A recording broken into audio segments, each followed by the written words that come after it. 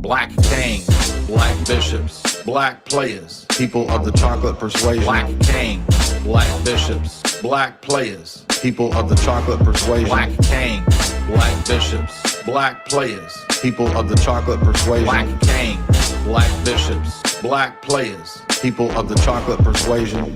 But the Dark Ages was a time when black people ruled Europe. So when you go into the real history, you'll see King James with... That's King James right there. That's James LeBron. That's King LeBron right there. Black, he was not a white guy.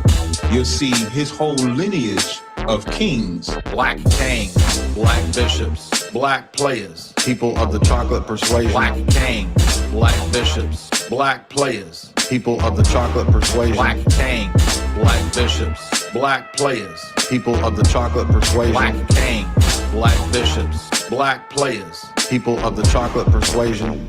Who was a homosexual himself, who was in love with his sister Lucretia, who they made the image of Lucretia to be Mary. And that became the Renaissance era. Lucretia. So hold on, you telling me Lucretia? That's a black name right there. How you gonna say that the people that was framing the black people were also black? That don't make no sense. Lucretia is a black as hell name. Lucretia. The church even allowed it, you know what I'm saying? The church allowed for straight pimping. But that have been suppressed. Listen to my brother. In the 1500s, it was legal to be a pimp. Black kings, black bishops, black players, people of the chocolate persuasion. Black kings, black bishops, black players, people of the chocolate persuasion.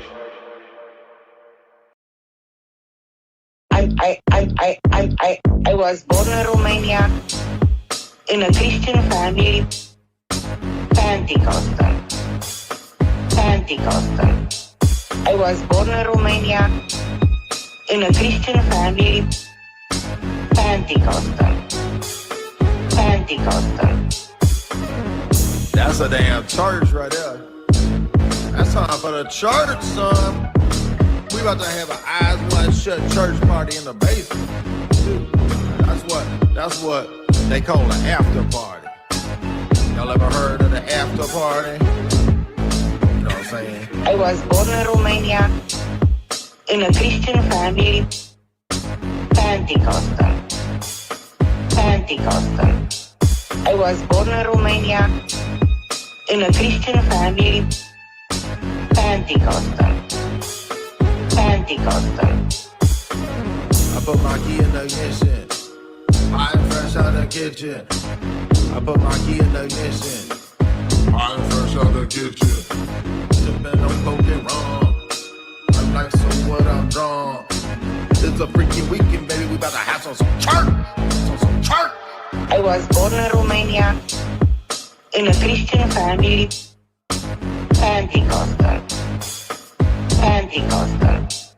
I was born in Romania in a Christian family, Pentecostal. That's a damn church right there.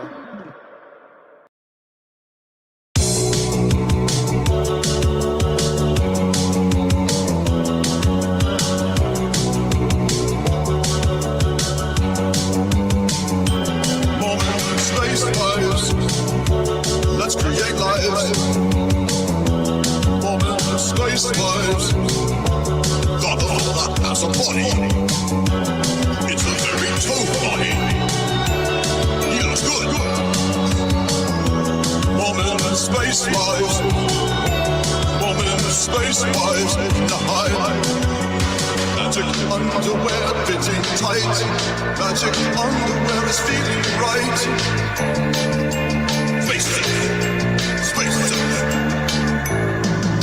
Space-wise, moving space-wise. Let's create lives. Thoughts of cola. I would like to have intimacies with you on the planet of the moon. Moving space-wise. Magic underwear. Where? Right there. Space-wise, moment of space-wise.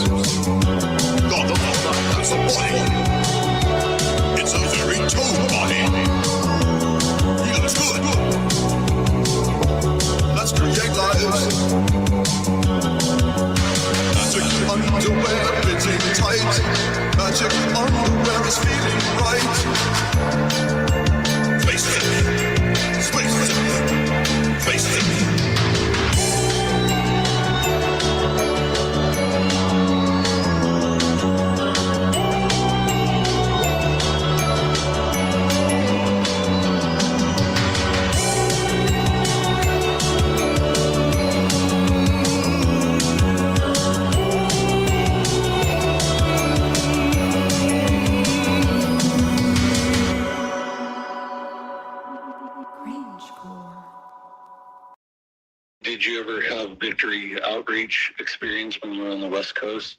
What is that? It's basically like Cholo Church. Oh, really? Cholo Church. Hey, dude, this is straight up, bro. Cholo Church. Look, homie, you could go anywhere, bro. So, Cholo Church. I'd be going there instead of freaking Ruslan's church or whatever, dude.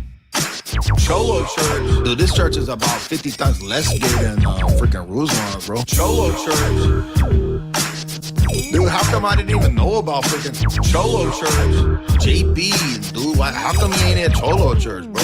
Cholo Church. He's over here trying to get inside of freaking Ruslan's butt buddy church. Cholo Church. Dude, he need to go to Cholo Church, bro. Cholo Church. I'm gonna grab me a little blonde-haired, blue-eyed white boy and put him on the white side of town. You know?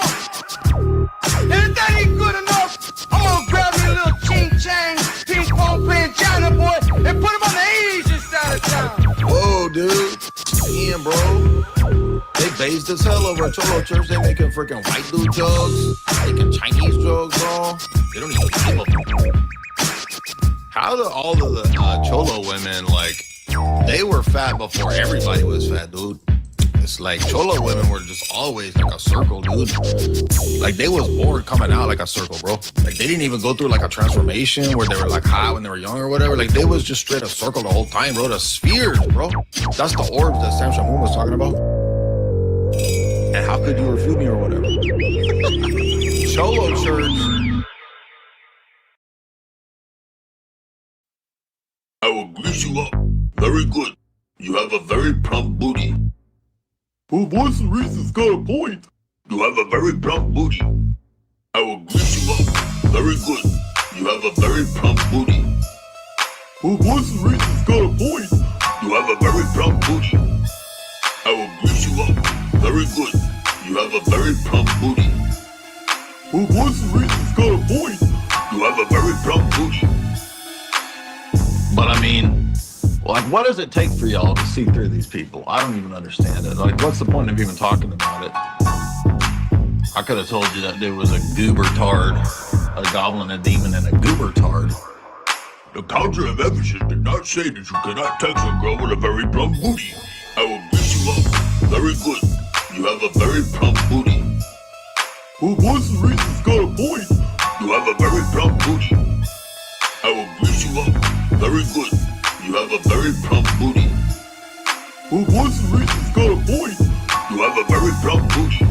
I don't even want to spend any time in the loser sphere. I was texting to the plump booties. Can I send you some more texts? Oh, I already told you it was a goober tard.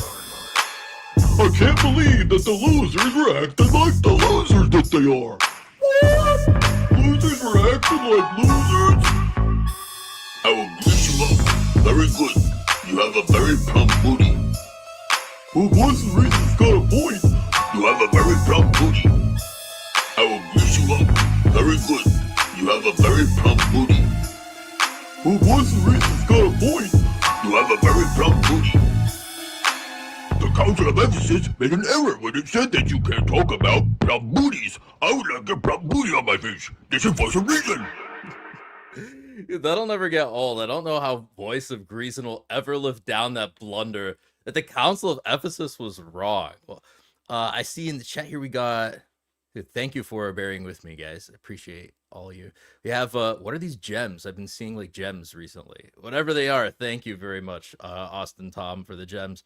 $5 from Faith Can Move Mountains. America will be Orthodox, God willing, yes. Silver Ogre, member for 7 months. Free milestone, yes. Uncle Alert, 440. Dude, what are these gems? This is literally the first time I'm seeing these gems. Laughing Disco, 250 gems from Steel, and $2 from Leningrad, BIPOC time tags. I mean, I don't think you should expect any less. I have backstage right now the BIPOC king himself, the e-diva, and top debater on YouTube. We have DYER. How you doing, Jay? Welcome to the channel. I'm doing great. Alex, how are you? Thanks for having me. Glad to be back. Yeah, honestly, I think it's I think overdue to have like a proper, sit down and talk. I know you've been on the channel like a few times before, but you had me on your channel and I was like, man, how am I going to have him on? And like, what are we going to talk about? What are we even going to go into? But I think now is as great a time as ever. I mean, you guys all know Jay. I have like this little intro prepared, but author of numerous books, including Esoteric Hollywood 1, 2, and 3, host of the Alex Jones Show, and writer on the Sam Hyde Show. His reputation precedes him. Philosopher, apologist, top debater. You were recently on Tucker, Jay, and he comes off sometimes it's like maybe a little eccentric or like kooky to some people. He has that like notorious laugh. But he's had like recently Father Josiah on, Father Stephen DeYoung, and now he's had you. And it seems like this whole time he like grilled you on holy orthodoxy. So I guess if you could talk a bit about like how is Tucker in person, and like what sense do you get of his assessment of holy orthodoxy? He was not that I didn't think he was intelligent, but in person he was a lot smarter than I assumed. And I think that comes with the way journalism and podcasting works, where if you're a host, which usually he's the host, he's asking a lot of questions. And so you just kind of assume, well, he doesn't know because he's asking the question, so he's learning. I think most of the time he already knows what he's asking questions about. I know in our discussion, a lot of what he asked, he had previously asked at breakfast, and then also, filled in more details later on, showing that he had pretty extensive knowledge of a lot of the subjects that we covered. There were definitely areas, I think, of church history and theology that what I said was somewhat new to him. But the first thing that really surprised me was when we got there and we discussed over breakfast, mainly geopolitical stuff and media stuff. I don't think there was anything I brought up that was even new to him, or he didn't have a decent, fluent knowledge on, or of, other than maybe Vatican Bank type of stuff might have been somewhat new. But for the most part, everything we talked about, he had extensive knowledge of. And then I think theologically and church history wise, I didn't expect him to be very interested in the metaphysics of penal substitutionary atonement. Had no expectation of that. As I said, I think many times on my streams and other people's podcasts, I didn't really know where we were going to go. They said, what do you want to talk about? I listed several topics. I assumed they would pick one or two. They were just like, yeah, sure. So it was kind of up in the air what we talk about. And I crammed hard, as I said, for geopolitics. And we got there, we ate, talked geopolitics, and he's like, yeah, I'm over all that. I'm over it. I don't want to talk about that. I'm over it. I'm like, what do you want to talk about? He's like, what's about orthodoxy? Let's talk about that. I'm like, okay, what do you want to talk about? And then, so he just launches in. Again, I had no idea where we'd go first, right? So, and for those that don't know, you can't really see it from the way the camera angles are, but when he asks you a question, he looks at you and one eye's like this, and he looks at you like this. It's like a pirate. He just sort of like almost scowls. I mean, I'm not saying he was like rude or bad. It was just a little bit, and maybe that's like some kind of journalism training or something. But I think the whole idea was to kind of have it not be rote or scripted, to be fresh. So my sense is that given that he went into a full hardcore hour of straight Orthodox topics and two hot button issues with, icons, justification by faith alone, I think those were also, key issues that we discussed after the interview, where he was like, I'm still struggling with these issues. I like Orthodox people. I like orthodoxy. I'm not yet at the point, he said, where I can admit I'm ready to grapple with icons and sola scriptura. So those are the two kind of issues that he was honest about, but he just simply said, I don't have arguments against those positions, but I'm not yet ready to grapple with it because I feel like I don't have arguments. Right, so like something he's working through on his own, kind of. Yeah. But I really liked But I really appreciated that he sorry, was go like, ahead. just last thing I was gonna say, I appreciated that he was like, admitted I don't have intellectual arguments against them. I'm just grappling with it. Yeah, because at that point it's like, well, then he just has to accept it. But I really liked your presentation on icons because it dug into the Old Testament, and I feel like a lot of the questions that he has, even with Father Stephen, like most of that was on the Old Testament. And I mean, you've done countless debates with Protestants, and I'm discovering in my debates with Protestants too, they have no idea what to do with the Old Testament. Like they are totally lost when it comes to the Old Testament stuff. I mean, did you get a sense of that from Tucker as well? Yeah, and I think in other podcasts, I don't see every Tucker podcast, but other ones I've seen him admit that he grapples with elements of the Old Testament. He's not sure what to deal with, Canaanite conquest or, animal sacrifices, the worship of the temple. Like, a lot of that stuff seems foreign, I think, to the Protestant mind that he comes from, which is the sort of liberal Episcopalian upbringing, which he never really gave a lot of serious thought to until recently, he said. And in his mind, the Episcopal Church is fake and gay. And he just said that. He's like, that's fake and gay. The Episcopal Church is fake and gay. So and I'm like, well, yeah, we agree there. And he's like, and he said that the only people that he has met that he thinks are really sincere Christians are all Orthodox. I thought that was an interesting. I mean, not that there aren't sincere Christians outside of Orthodoxy, but he says the most sincere people that he's met happen to be Orthodox. And so those were all good signs. But yeah, I think he's grappling with those other issues. And I do think the Old Testament was crucial.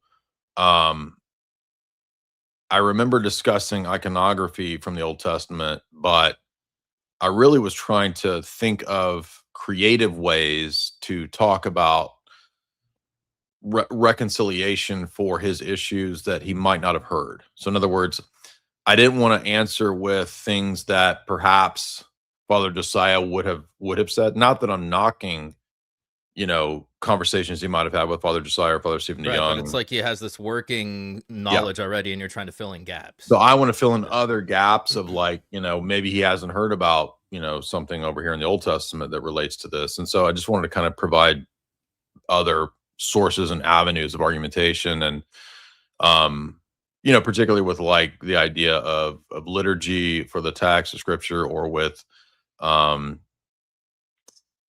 trying to remember all the specifics that came up, like the nominalism issue. Like my assumption was that he probably, because that's not a common critique for PSA, you know what I mean? It's more niche stuff that we talk about. So I just kind of gambled on, maybe he's never heard this type of a critique of what the Lutheran position amounts to and what influenced Luther. I never said Luther was a hardcore nominalist. I never said he adopted wholesale everything from Occam and Gabriel Biel or any of that. I said that the doctrine justification is influenced by a specific idea of divorcing the signifier from the reality. And that's what I was trying to highlight. And that relates to the denial of universals. It's not identical to that, but a lot of people took issue with that. But that was just sort of, on the fly, just trying to come up with, I wonder, maybe he's never heard this critique. I was kind of intrigued. Maybe this but will be it is intriguing. one of the most powerful ones. It is such like a devastating, I think, defeater for that paradigm, because like it's impossible for any ancient person to have had that kind of paradigm, so you can't read the text that way. But I do want to talk about like the Bible as a liturgical text for a second before we talk more about the nominalism. Sure. Because I think that section got quite a bit of attention from people, probably not as much as the nominalism stuff, but it did like circulate on Twitter a bit. And I was doing some research into the text of the Bible and the manuscripts underlying it. See that like I think it was 40% of the New Testament manuscripts that we have today are from lectionaries. And I'm just sitting over here thinking, if you're a Protestant, like an evangelical, they don't have lectionaries like at all. Like, wouldn't that be a red flag? Like, shouldn't that tell you something? If like all these ancient Christians had lectionaries and you don't, that you're probably not like these ancient Christians.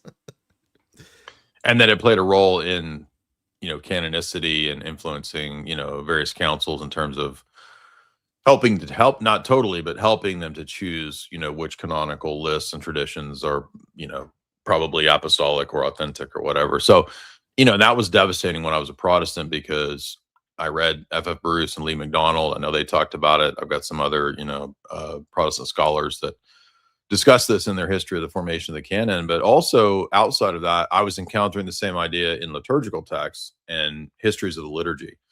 So when I was Protestant, I'd never really thought about liturgy. You just kind of assume that that's some later made up thing that Catholics and Orthodox and Anglicans do. It's like pagan influences over Or, hundreds yeah, of I mean, I had a years. little more sophisticated, like, because when I was a Calvinist, we thought that there were these accretions, to use the Gavin language, and that the best thing to do was to just sort of shave off the accretions, right? So I didn't think that I was past like the Alexander Hislop Baptist phase of thinking that it was like pagan, Babylon worship.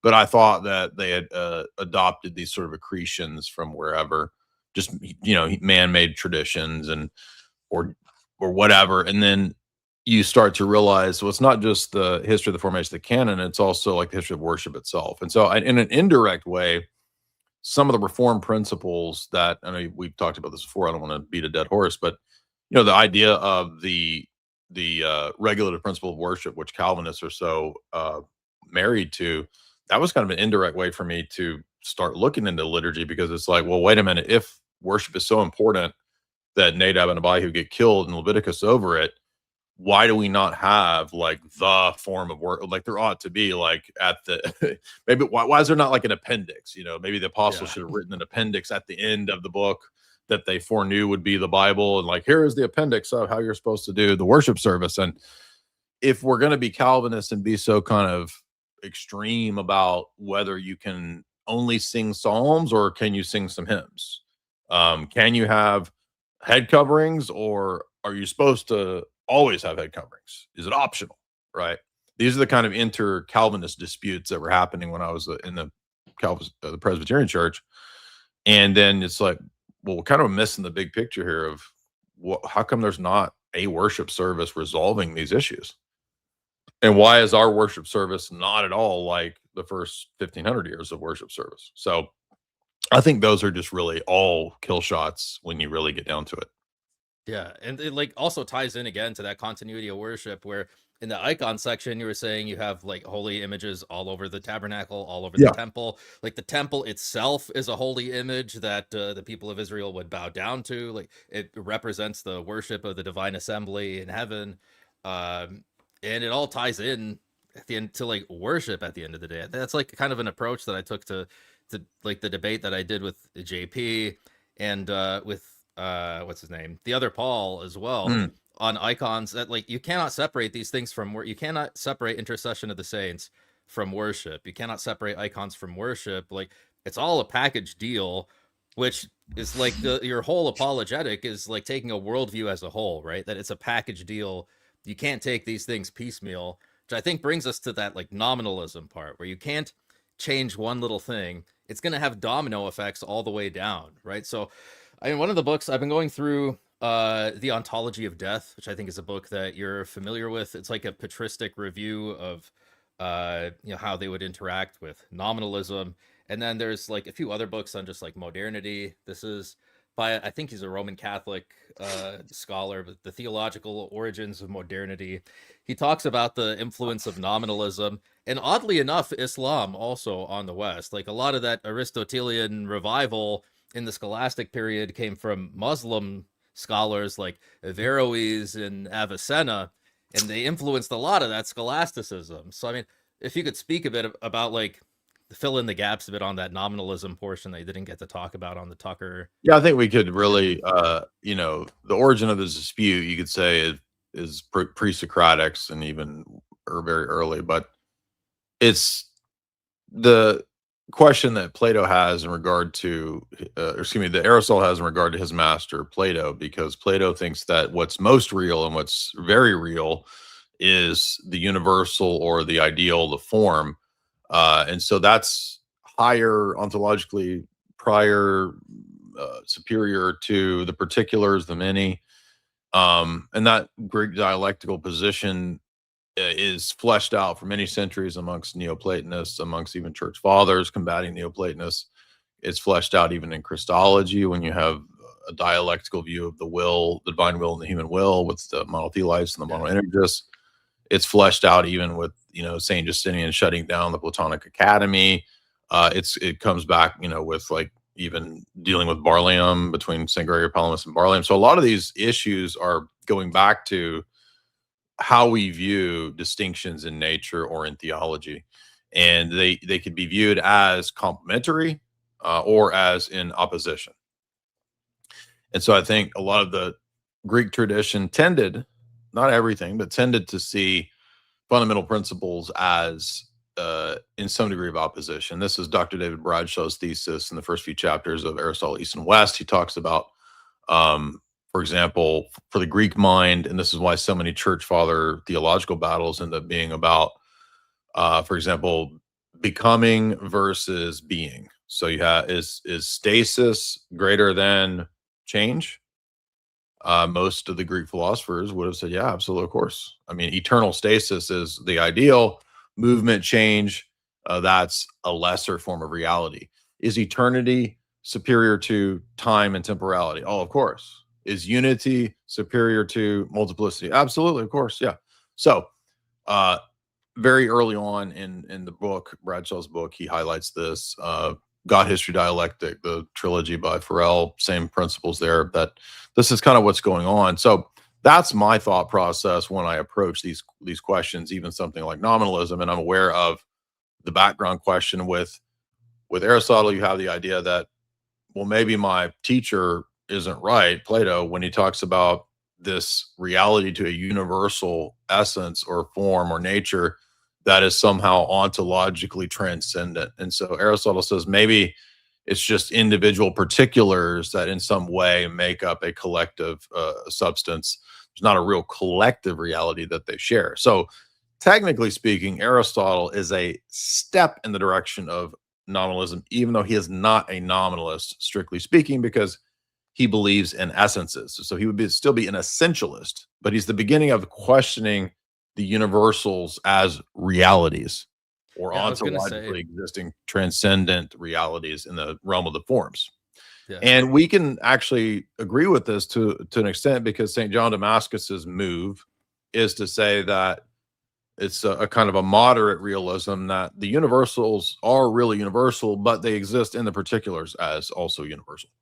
So there's not just particulars, there's not just collections or sets of things, there's also an ontological reality that all human beings have a fundamentally connected human nature, and that Christ assumed universal human nature in a single divine hypostasis.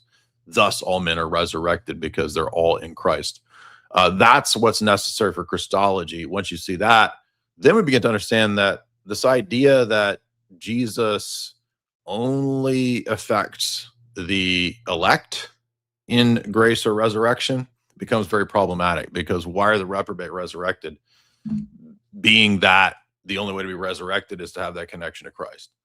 So I never could resolve those questions as a Calvinist or as a Protestant. They were just weird questions to me. You can even see Augustine in On the Trinity seems to struggle with that question of why would the reprobate ever be elected, because even in his mind, they don't really have a connection to Christ.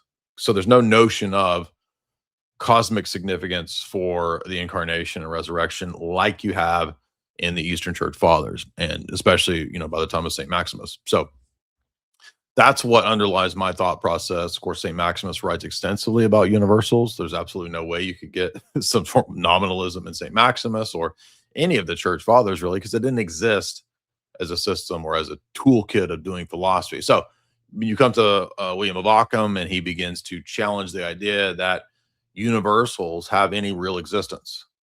And he's not a total modernist in the sense of like an atheistic, he's not as an atheist, but he's the first to really begin to challenge the idea of universals having an ontological existence. And perhaps they're also just names, right? Maybe they're just sets that humans create, a collection of things that share traits. That's what the set is. It's not necessarily an ontological reality that they all share, other than that they have the same traits. So it's not to say that there are no sets, but it's a move again away from essentialism, or that things have essences other than just being whatever essence that particular thing is. So there's a bunch of particulars. They have 4 legs, or 2 legs, 2 arms. That's what two eyes, that's man. And you can say it's a set, but the set is just the collection of the particulars together. That's different from Aristotle or Plato, who would say, no, they actually have a common essence or nature that makes them that thing and not another thing that's an essence or a nature. That's what nature or essence is. So that prepares the stage for Luther looking for a way to have a theological declaration of how you're righteous, even though you're wicked.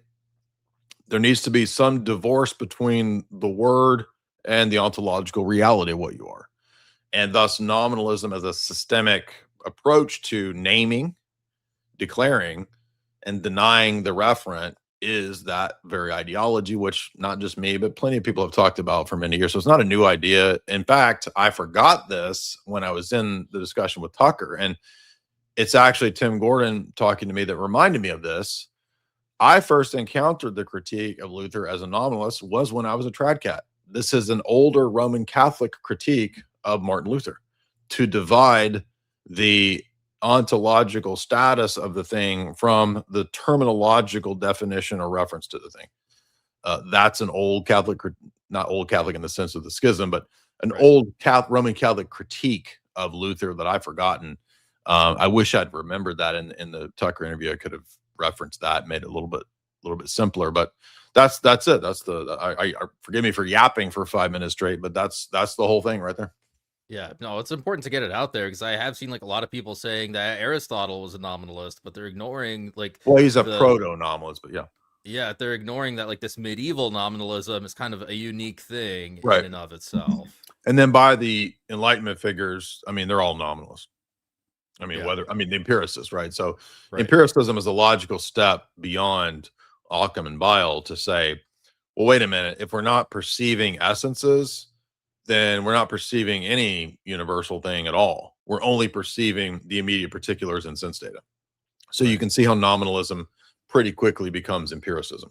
So David Hume and John Locke, etc. I think another connection that Tucker might have been surprised by was the connection between it's like Protestantism and the Rosicrucians. Yeah, like I wish societies. I wish I'd had a thought to bring, because I didn't know we were going to talk about any of that, but I did mention Dame Frances Yates's book, which is the classic on that. And I'm not saying that Luther and Calvin themselves were super devoted to esoteric subjects. I don't really think they were, at least if they were, I've not seen any evidence. There was a Roman Catholic author, I want to say Dave, his name escapes me now, but 20 years ago, there was a guy named Dave something that had a pretty consistent Roman Catholic blog that he used to update. And he was a Roman Catholic apologist who would do a lot of debates 20 years ago. And at his blog, I think it's called Scripture Catholic was the name of it. He did actually dig up some proof that Luther was influenced by the Theologia Germanica and some of the esoteric texts of his day. But that's really the only thing I could think of for Luther himself. I think Anthony Westgate has shown from some scholars that Zwingli seems to have had some interest and perhaps influence from Kabbalistic sources. I don't really detect much of that in Calvin himself, but it's more so with the next generation of the reformers, particularly Melanchthon, Johann Andre amongst the Lutherans. Perhaps some of the other Calvinists were into that esoteric stuff, but it does seem that there is some evidence for the second generation of Reformation. Guys, go watch Jay's interview on Tucker. I mean, it's so good. Honestly, we got to get it up to 1 million views so that Jay. Yeah, we're getting there. We're at 800 in a week, so hopefully it doesn't die out. Yeah, no, it's very good content. And I mean, you mentioned like all this literature, all these resources, and like throughout the interview, you were very well cited throughout. Like you cited all your sources, and I think that kind of brings me to like the debate portion, which is that your views are not necessarily like novel views. Like you're always citing other people that have come up with, like, I think the synthesis of putting them all together like has your own trademark on it. But I mean, I know it seems like from what you've said, you were always a debater, maybe like a born debater, like you were doing it in college, I presume throughout high school and through even your upbringing. No. Not high school, not bringing, no. Really? I had no interest in any of that. In fact, because I was a theater kid, but I'm heterosexual, not gay. I was a theater kid, and we used to have in theater the option to do debate, and I never did it. Why In was fact, that? I just thought it was boring. I didn't care about it because we were always doing improv and sketch stuff, like comedy stuff. So Okay. my best friend and I, we were both in on the theater team for all 4 years of high school, and we always did either the remember the duo interp or duo improv, and we actually won several of the tournaments together doing those. But I hated debate, never wanted anything to do with it. Thought it was super boring and stupid. I just like comedy. But when I got to college, Yeah, what changed? well, when I got to college and I got into apologetics and philosophy, this is like age 18, 19, 20. I came across Greg Bonson, and I'd never heard a debate between a Christian and atheist before. So this was brand new to me. My first introduction, it wasn't like there used to be these evangelical dudes that would do some of that back in the day, like Josh McDowell, like he has that, the big book Evidences that Demand a Verdict. And that was very popular in the late 90s when I was first getting into reading the Bible and going to evangelical churches. But I don't remember seeing any debates with, and it would have been evangelicals versus atheists or whatever. So Yeah. it did exist, but it just wasn't really a thing because you'd have to be watching a VHS or getting a tape cassette. And the first debate I heard was Greg Bonson's cassette tape debate versus the atheist Gordon Stein. So I heard this debate and I was like, whoa, this is crazy. I didn't even know you could make these logical arguments for your theological position. So I went crazy with it. I remember listening to that debate probably 10 times I wore the tape out, basically listening to it, taking notes, trying to memorize and figure out exactly how Dr. Bonson was arguing. And I was just thought it was so crazy. So you were interested in Christianity at the time already and defending your belief in Christianity, right? Yeah. I mean, I was raised Baptist, but I wasn't really ever very serious about it until junior and senior year of high school. I started getting more serious, and I just had some friends that were Christians, evangelicals, and they would invite me to Bible studies. And at first I was like, because it was very fluffy evangelical, and it's like everybody's singing the songs and the praise and worship. What worship does this passage mean for you today? Like that kind of I mean, to be fair, they were better than the average evangelical Bible study because it happened to be some Church of Christ people that were very interested. Nice. Yeah, they were very interested in, they were always reading the Bible, right? So I'll give them credit for not being super effeminate and but I mean, we would always begin the Bible studies with 20, 30 minutes of praise and worship and singing these songs. And I think even some people had some guitars and I think probably the first time I went, I was just going because there was cute girls there, right? So it's like I had a buddy motivator, I'll bet. If you're I had a buddy who was I had a evangelical buddy whose girlfriend went there, and he was like, "Hey, dude, you should come to the Bible study at my buddy's house. There should be some girls there." So yeah, sure, whatever. And then Ryan Kelly says, "Sold me." But I actually started getting really interested in the Bible parts, right? So we would be reading the scriptures, and I'd never really paid attention to, the gospels when, growing up or whatever. So I got really interested in the Beatitudes, and I remember we would sing the Psalms, and I was like, oh, these are interesting. I like these Psalms. And I remember the first Bible book that really hooked me was Proverbs, because I'd never read Proverbs. And so I was junior, senior in high school, and I remember reading through all the Proverbs. I was like, wow, this is really fascinating. I never paid attention. I should have been listening to the Bible the whole time. But anyway, so I remember going to basically, because if you grow up in a small town in the Bible Belt, all of your friends are from various denominations. So you're going to have Church of Christ friends, you're going to have charismatic friends, you're going to have Baptist friends, you're going to have Anglican Episcopal friends, etc. Right? So you're going to have all these friends across Methodists. And I remember, we basically would go every week to one of our friends' different churches. So that I think eventually got me wondering, well, which one of these is the church? Because I think when you're Protestant evangelical, you think, well, we're all the church, bro. But then it's like, well, does that make sense? Like, they can't all be right because they all have very different theologies. So that kind of, I think, planted in me the idea of there should be some logical way to delineate, well, which ones are right or wrong. So I went to Bible college for a little while and ended up not liking that. Long story short, ended up back at university just studying philosophy.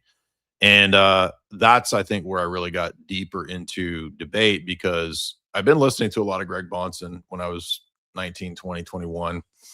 And most of your professors, of course, are going to be atheist, especially if you study philosophy. They're going to be super leftist, super atheist, and they're very evangelistic. Like, they really want to convert you. So that always bugged me, because it was like, well, why do they care whether I'm a Christian or not? Like, why are they so adamant about, converting me? And they certainly don't want me converting anyone to to theism, but they're very adamant that they want you to not be, And into then here theology. you are, you have like a nuke in your hands with Dr. Bonson's arguments for God. And so you're going through these videos, like taking notes, like understanding how this argument works. And then you use them on your professors. And then I go to college. So I'd be taking all these Bonson notes, and then I would go That's into my awesome. I would go into my classroom with the professor. And I do not recommend this now, looking back, by the way. Like, I was a super arrogant, Calvinist 20-year-old kid, 19-year-old, whatever. Right.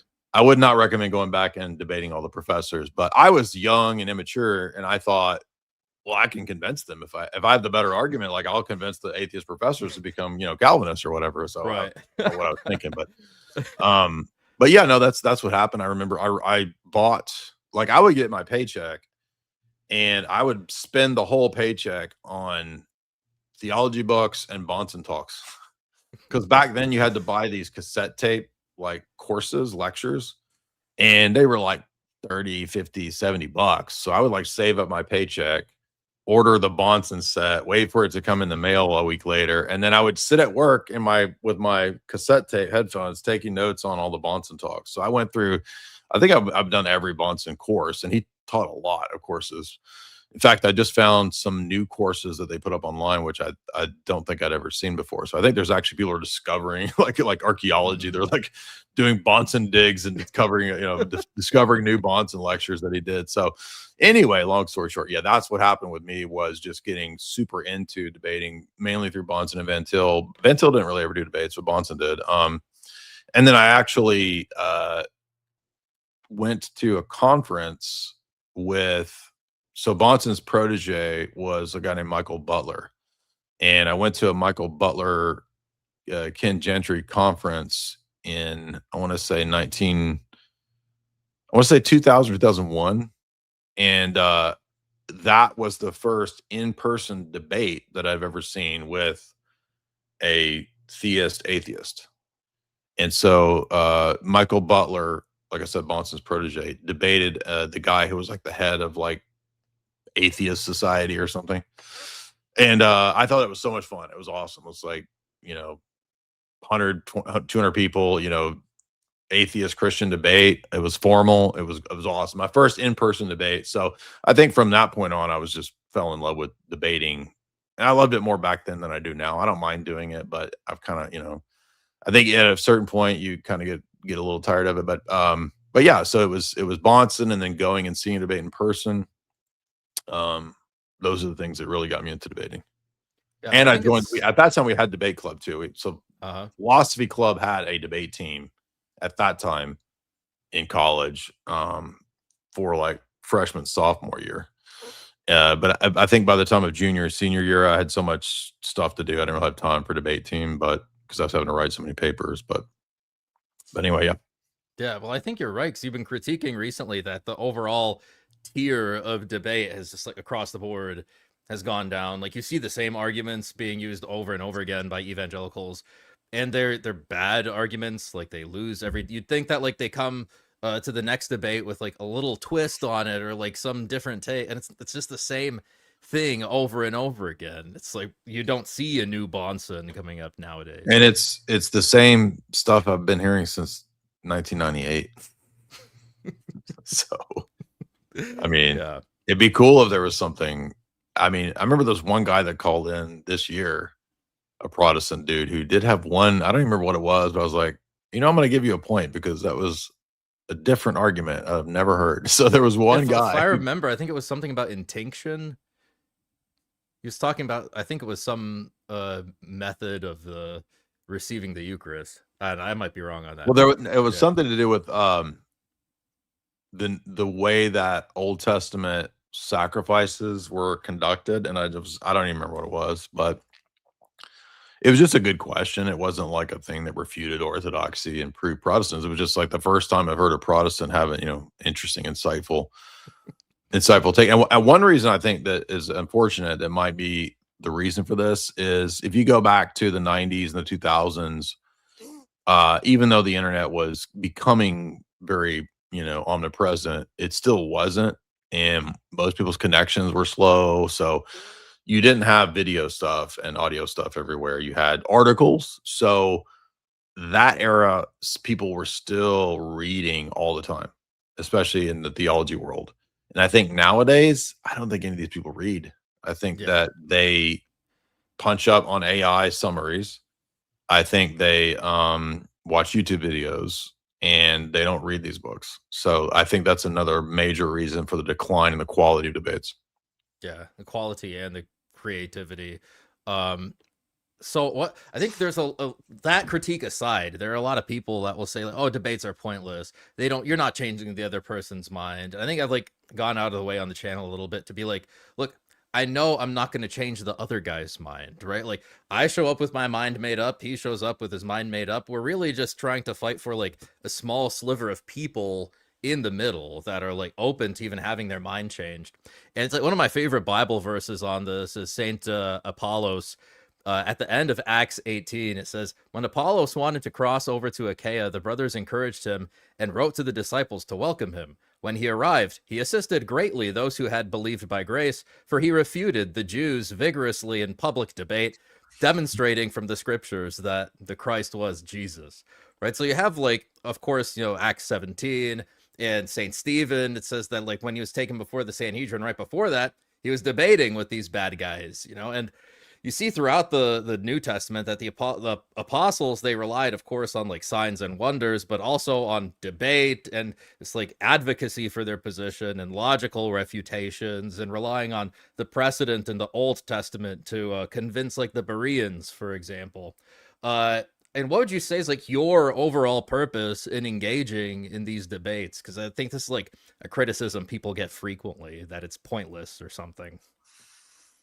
Well, a proverb says, debate your case with your neighbor. So we have already told in the Old Testament that it's a good thing. If you read the Septuagint version of Ezekiel, and we've covered this on my channel, there's one, I think it's about around Ezekiel 7 or 8, 10. God says, I'm going to speak through you. I will give you arguments that the rest of Israel will not be able to refute. I thought God didn't like debating. Why is he giving Ezekiel these ironclad arguments that that the rest of Israel cares? So, I mean, there's so many examples of this kind of stuff in Scripture. So, first of all, it's not biblical if you are opposed to debate. Paul, in many cases, vigorously debates. In fact, as you mentioned with the Apollo text there, I mean, St. Paul also would go to the synagogues and debate and dispute with the Jews for extended periods of time.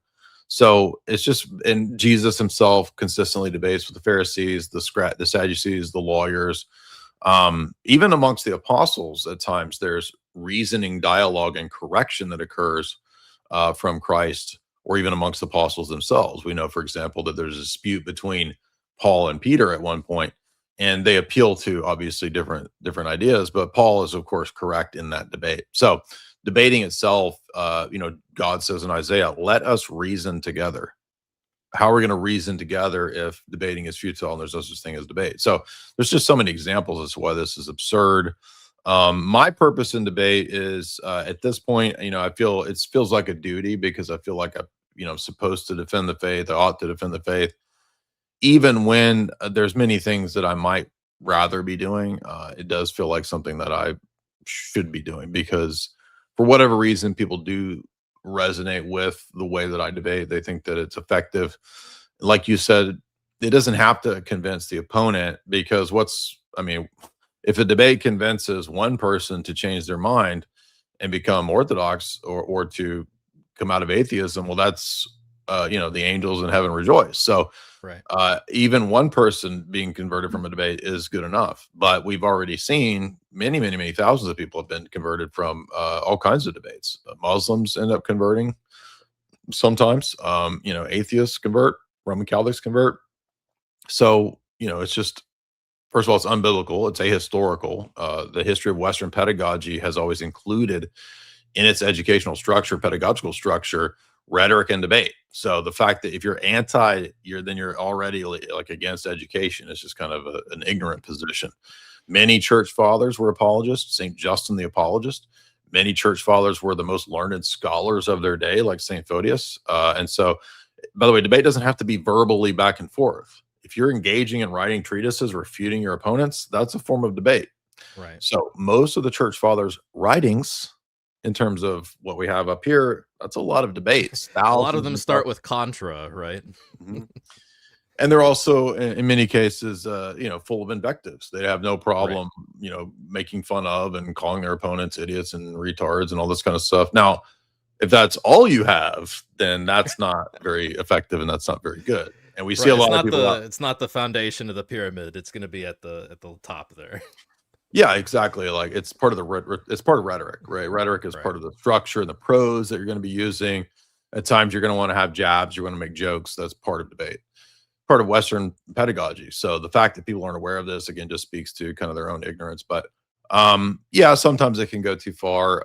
But that's going to happen. It's just what happens in the nature of this game. But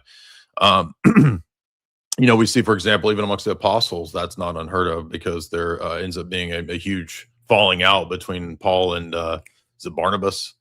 They end up having a huge dispute and they don't talk for a while, but they eventually get reconciled. But I'm just giving an example. I'm not saying that's what we shoot for. I'm just saying that, well, we're all human beings and the apostles were human beings too. And to act like everybody's going to be immaculate and like not have falling outs and disputes, it's just it's unrealistic and absurd.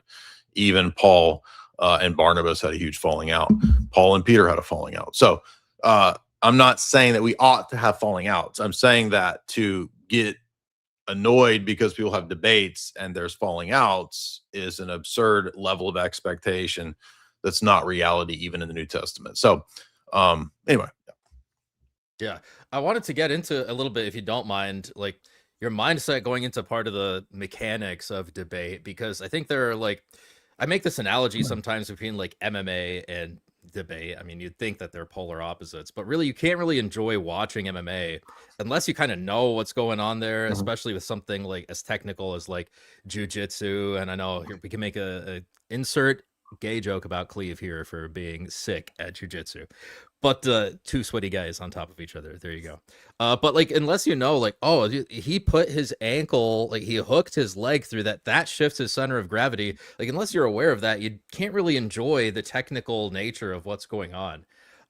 So like when it comes to like an opening statement, for instance, if we could go through like the main parts of a debate, like what's your mindset going into an opening statement? Like, what are you trying to do? And like, what are your goals? Because like I shared recently your opening statement against Muslim Lantern, which was like insane because there was like so much energy behind it and so substantive and comprehensive. But that's not just like something that happens overnight. Like before, you had already debated Shabir Ali before that, who has a doctoral level degree in like Muslim theology or whatever it was. Sheikh Azrar Rashid, you debated Jake, you debated Daniel Hakikachu at that point. So you already have the substance like in your head and you know what the proper evidences are. And the result of that is like, oh, after you've done many of these, it's a bit more stream of consciousness where you can put together like this knockout opening statement, because it's not the first time you've done it before, right? You have years of preparation before this. But it's like, overall, what are your thoughts for like opening statements? Well, in that example, I would say that it was also within a time frame when I had been studying monarchical Trinitarianism pretty heavily. So all of that was super fresh in my mind. All the Cappadocian stuff was fresh in my mind. So that made it a lot easier to just spit it out. I was probably a little energized too, because that all happened last minute because Andrew left that debate and Sneeko reached out to me and said, hey, will you come fill in? And it's a big enough channel at that time. I didn't want to say no. I was like, yeah, sure. So I was a little excited with the fact that, I think even then Sneeko had at least 1 million followers. So Right. it was going to be a large, a lot of views. So my first thought was to just kind of spit out as concisely and clearly as I could monarchical Trinitarianism to kind of undercut the possibility of Muslim Lantern using the go-to standard low-tier Muslim arguments of, how does Jesus say Father greater? Right. That's one of their classic things. So I wanted the opening statement, and I think this is a good technique trick I try to use a lot. If you can't always do this, but if you know that an opponent, you can sometimes guess the lines of argument they're going to use. If you can, in your opening statement, undercut a bunch of their arguments, and if you're going first, it's going to be even automatically weaker for them because their opening statement is going to have a bunch of stuff that you've already, pulled the rug out from under. So that's a good strategy if you're going first in a debate. And even if you're not, you can still do that because let's say Muslim Lantern went first and he said a bunch of stuff that I didn't expect. And then I do my opening statement.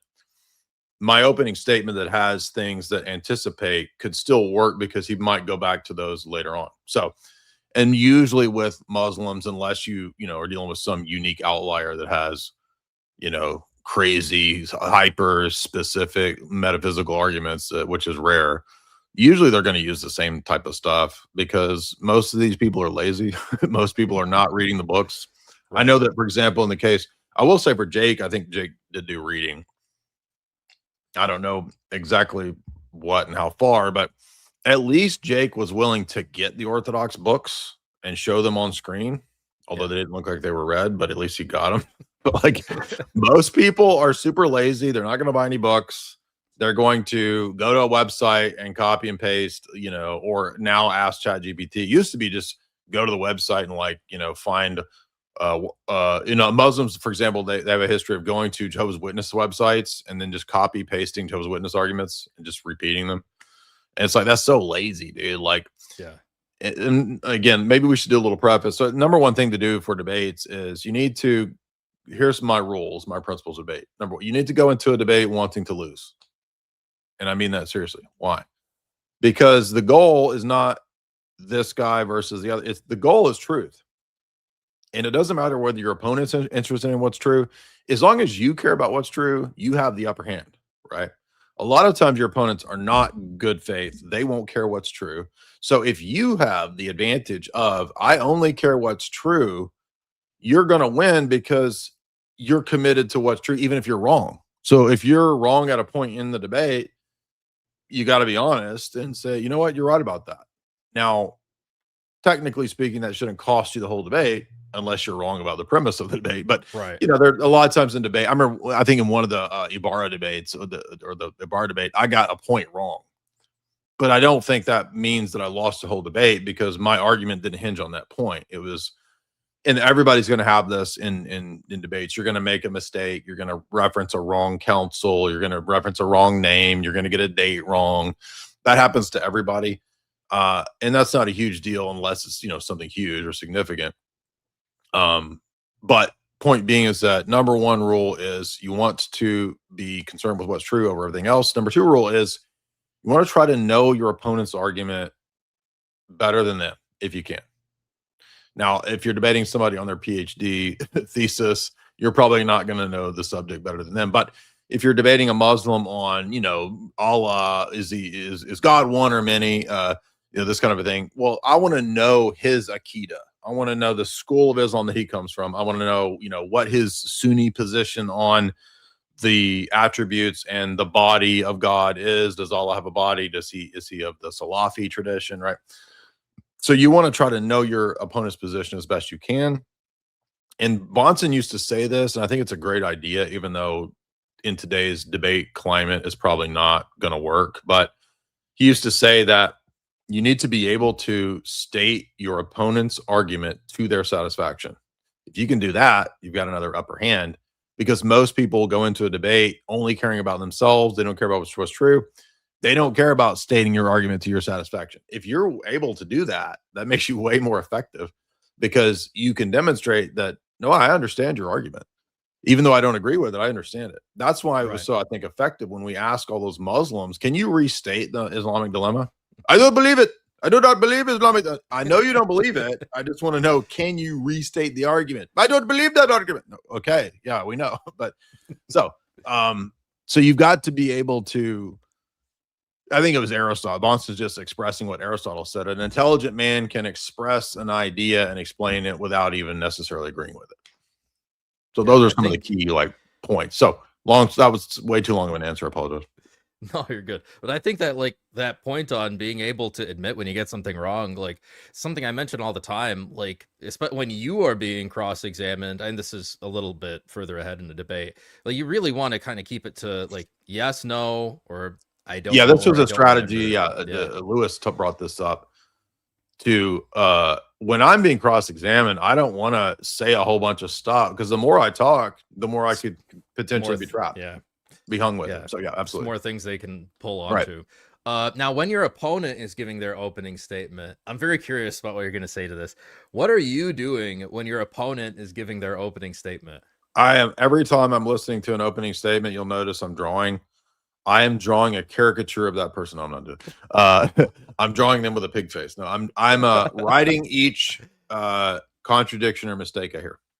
Thank you. Yeah, I tell people this all the time. I'm like, if you see the other side giving their opening statement and somebody has turned their camera off or is not taking notes, you have to be taking notes because you're not going to remember everything that they say in their opening statement. The other thing I've noticed too is, and this is what is the quick thinking part of debates, I've never had a debate where I got through every problem I listed in either an opening statement or a rebuttal or whatever. So you have to very quickly choose which are the ones you think are the big hitters, right? So if I hear a Muslim dude opening statement with 10 contradictions, I got to quickly choose. Yeah, pick the most devastating ones. Yeah, that's right.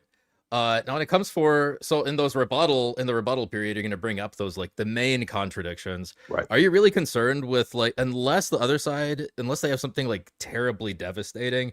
I mean, at this point, you're very experienced in debate and you're probably familiar with most of the critiques you could get. How are you dealing with your opponent's rebuttal to your opening?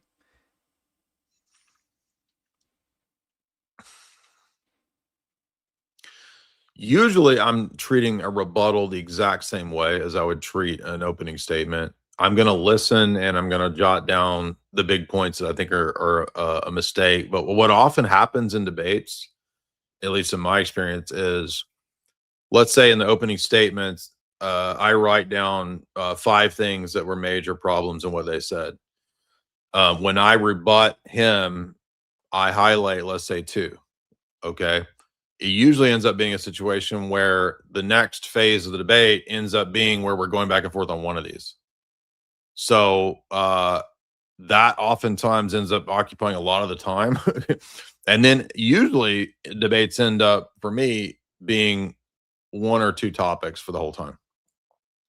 Because I want to pin them down on a point and show that they never resolved this issue.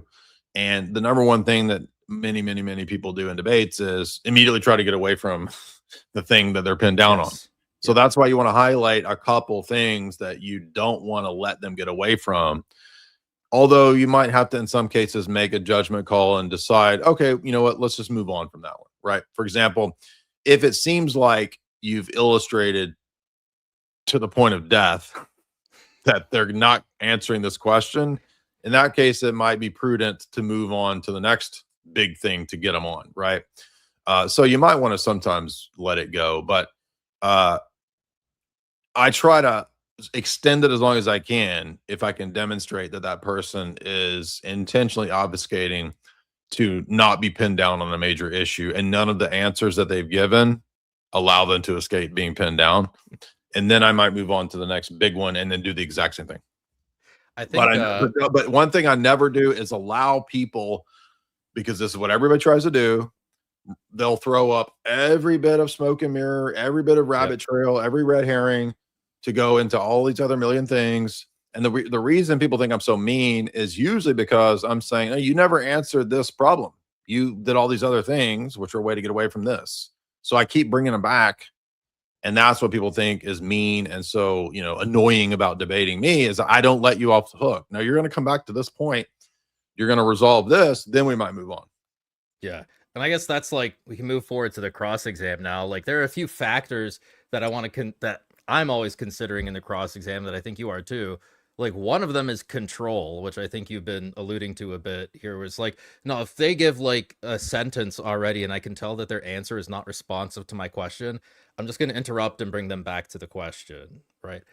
So control is very important, but like overall, it seems like you said you focus on maybe like 1, 2, or 3 things, like the major things, the major defeaters.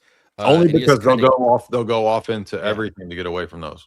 Yeah. So I guess like, what's your mindset going into a cross exam, and like, what things are you like? What factors are you considering? Yeah. So the first thing I'm going to do is I'm going to highlight one of those 2, and it might be more. It might be 3 or 4, right? Because sometimes people, for example, in the Jake debate, I remember there was a couple times where I thought I had a really strong point, and although I don't think Jake had a good answer, Jake is cunning enough at certain points to be able to say, let's say something like, I don't even remember if he specifically did this, but so there was something like this where he can say, well, I'm not really committal on that position. I have my position. Ibn Taymiyyah says this. I'm not really committed either way on that. And it's like, So sometimes there might be a curveball where a person has a way out, and it could put you in a position to where you could keep pursuing it, but it might look like to the audience that you're just pushing on a thing that doesn't have much behind it. Right. Even if you might have a good point, like there are times where people can kind of wiggle out of stuff. So what I would do if I sense that the person could conceivably, even if it's just the audience's perspective, even if I know they're not really getting out of this, if I think the audience might perceive them as getting out of it, I might move on to the next kill shot because it might not be worth pursuing. The other thing too is to not pursue. This is a temptation I think a lot of people might have is, let's say you caught somebody on something very minor. Do I want to hammer home the major kill shot, or do I want to hammer home something that they totally got wrong that's minor? I would probably go with the kill shot over the minor, because even though I might be able to score a point, I would rather use the time within the debate to go after the kill shot and try to nail that over a minor point. So focus on, the kill shots for sure, and try to keep it to a few of those, because the simpler you can keep it in terms of subjects without going all over. Like I remember in the Neil the Gnostic debate, right? So we started talking about Trinity and one and many, and then Neil's like going off into ancient texts about Gnostic groups, and it's like, and that's not going to go anywhere, because so there's all these Gnostic groups. Well, see, this long line of argumentation somehow proves that the Old Testament's not real, and it's like, it's just a red herring. Right. And that's, I think, was to get away from the stronger points where Neil was making some very fundamental mistakes about how something can't be one and many at the same time. I'm like, that was one of the debates where I think you insisted, where like, I don't know how many times like we have to go through is this one thing, or is this 3 things?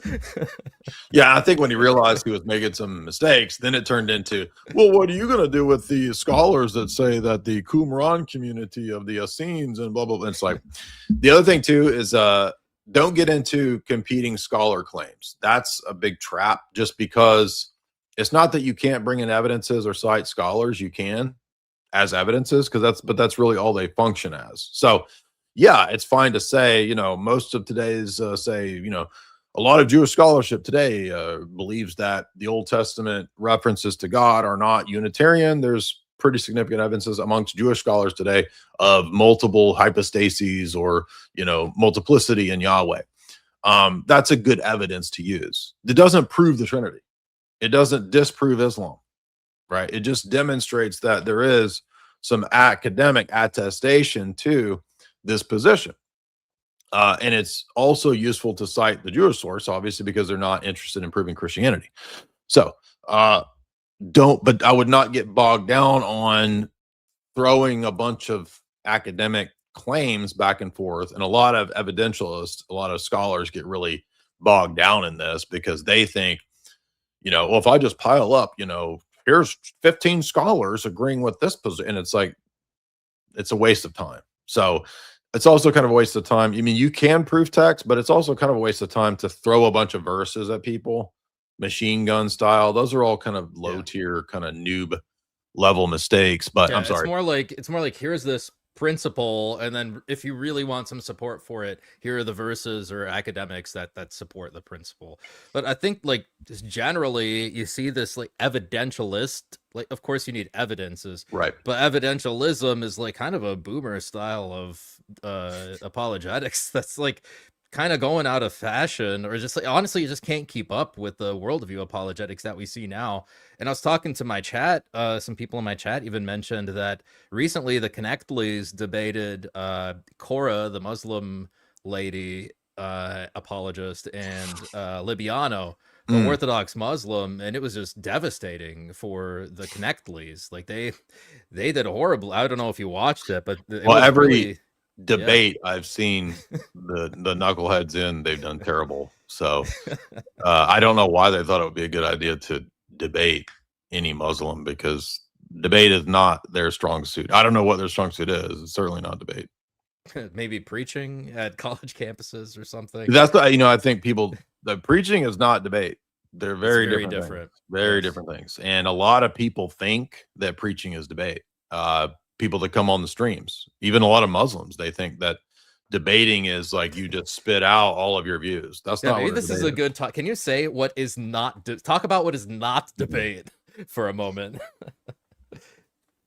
So debating is not arguing, right? So you're going to have arguments with your wife, and an argument might have some features that overlap with the debate because you're going bring back evidences. You're going back and forth. Messages. There's evidences, but that's not what it's. So a debate is a formal, structured back and forth that usually includes, I think people know the formal debate structure, but it doesn't have to be formal to also be a debate. You could have a civil exchange. We had, for example, David Riley, the SSPX guy on, and that was an exchange that almost was kind of a debate, but not exactly. And we've had plenty civil, open back and forth with people for, we had that guy that's buddies with Tim Gordon, I forget his name, but the Roman Catholic guy that came on, and we had a back and forth about the papacy and geopolitical power about a year ago. So it was a debate, but it wasn't a structured debate. So you can have a conversational debate. You can also have a blood sport style, back and forth like I had with Tim Gordon on Timcast. So, all of those things I think could qualify as debates, but strictly speaking, you have a thesis and you have a for affirmation or negation. It doesn't have to be that. It can be also, orthodoxy is good because of this, no is bad because of this. But usually you've got, some degree of back and forth. I don't like debates that don't have cross-examinations because they're very boring. A lot of people are scared of cross-examinations. I was going to bring that up because it seems like a lot of the debates nowadays, it's just like 5-minute opening, 60-minute dialogue. And there's no guarantee that you're going to be able to get your questions out or make your points or really be able to corner the other side on something and demonstrate your point to the audience. Like, I'm a huge advocate of like, keep the cross exams. They're necessary and they're fair because you and the other side, they both get the same amount of time to ask their questions. Yeah. Again, that's the thing. Like, if you don't have that, then, and I'm okay at times with it. It doesn't really bother me, but because I'm a very aggressive kind of debater. But, if you're not an aggressive type of person, then the 60-minute open discussion would probably not benefit you well, because the person who is aggressive, you're gonna get steamrolled. Sam Shamoon will be, yapping 90 miles an hour. Yeah, exactly. So that kind of favors certain types of personalities, but I do like, again, it needs to have some form of cross-examination, because you really need to show, errors in the person's position, and both sides need the power to interrupt. Right. And because everybody bitches in a debate, he's interrupting me. Well, there needs to be those phases in the debate to where I have 5 minutes to interrupt you and to say, you're not answering the question. Can you come back to this? You're filibustering, you're yapping. And then you have the same ability to do that. So you can do that to me too. That's only fair. But a lot of people are scared of that and they don't want that in their debate. Yeah. Father Deacon Ananias makes a good point in the chat here. He says you don't pull out $100 bills. That's true. In your 2v2 with Dr. Dougherty, I mean, how many times have you been challenged to an actual fight in a supposedly gentlemanly debate? Actually, more than you would expect. I've been punched in debates, so Father Deacon was there for that. When did you get punched in a debate? Do you want to share the story? Or? I don't. That's so funny. At a monastery. What happened? So the first Sophia conference was that I went to was 2019, I think. And at that time, it was at the Holy Angels Monastery in San Antonio. And so Dr. Bradshaw, I think, was there, and Father Hans was there, FDA was there. A bunch of people I don't remember were there. And there was a certain ethics professor that was there. That I didn't know this guy. It's the first time I met him. And we were just conversing. You know, we'd all arrived. We're all sort of newly there, kind of in the mess hall, so to speak, where everybody eats. And we were just all sort of sitting around chatting. And I said something. Yeah, I'm going to be presenting a paper I wrote on tag, you know, some years ago. Blah blah blah. And this person took issue with the idea that you could do a tag argument.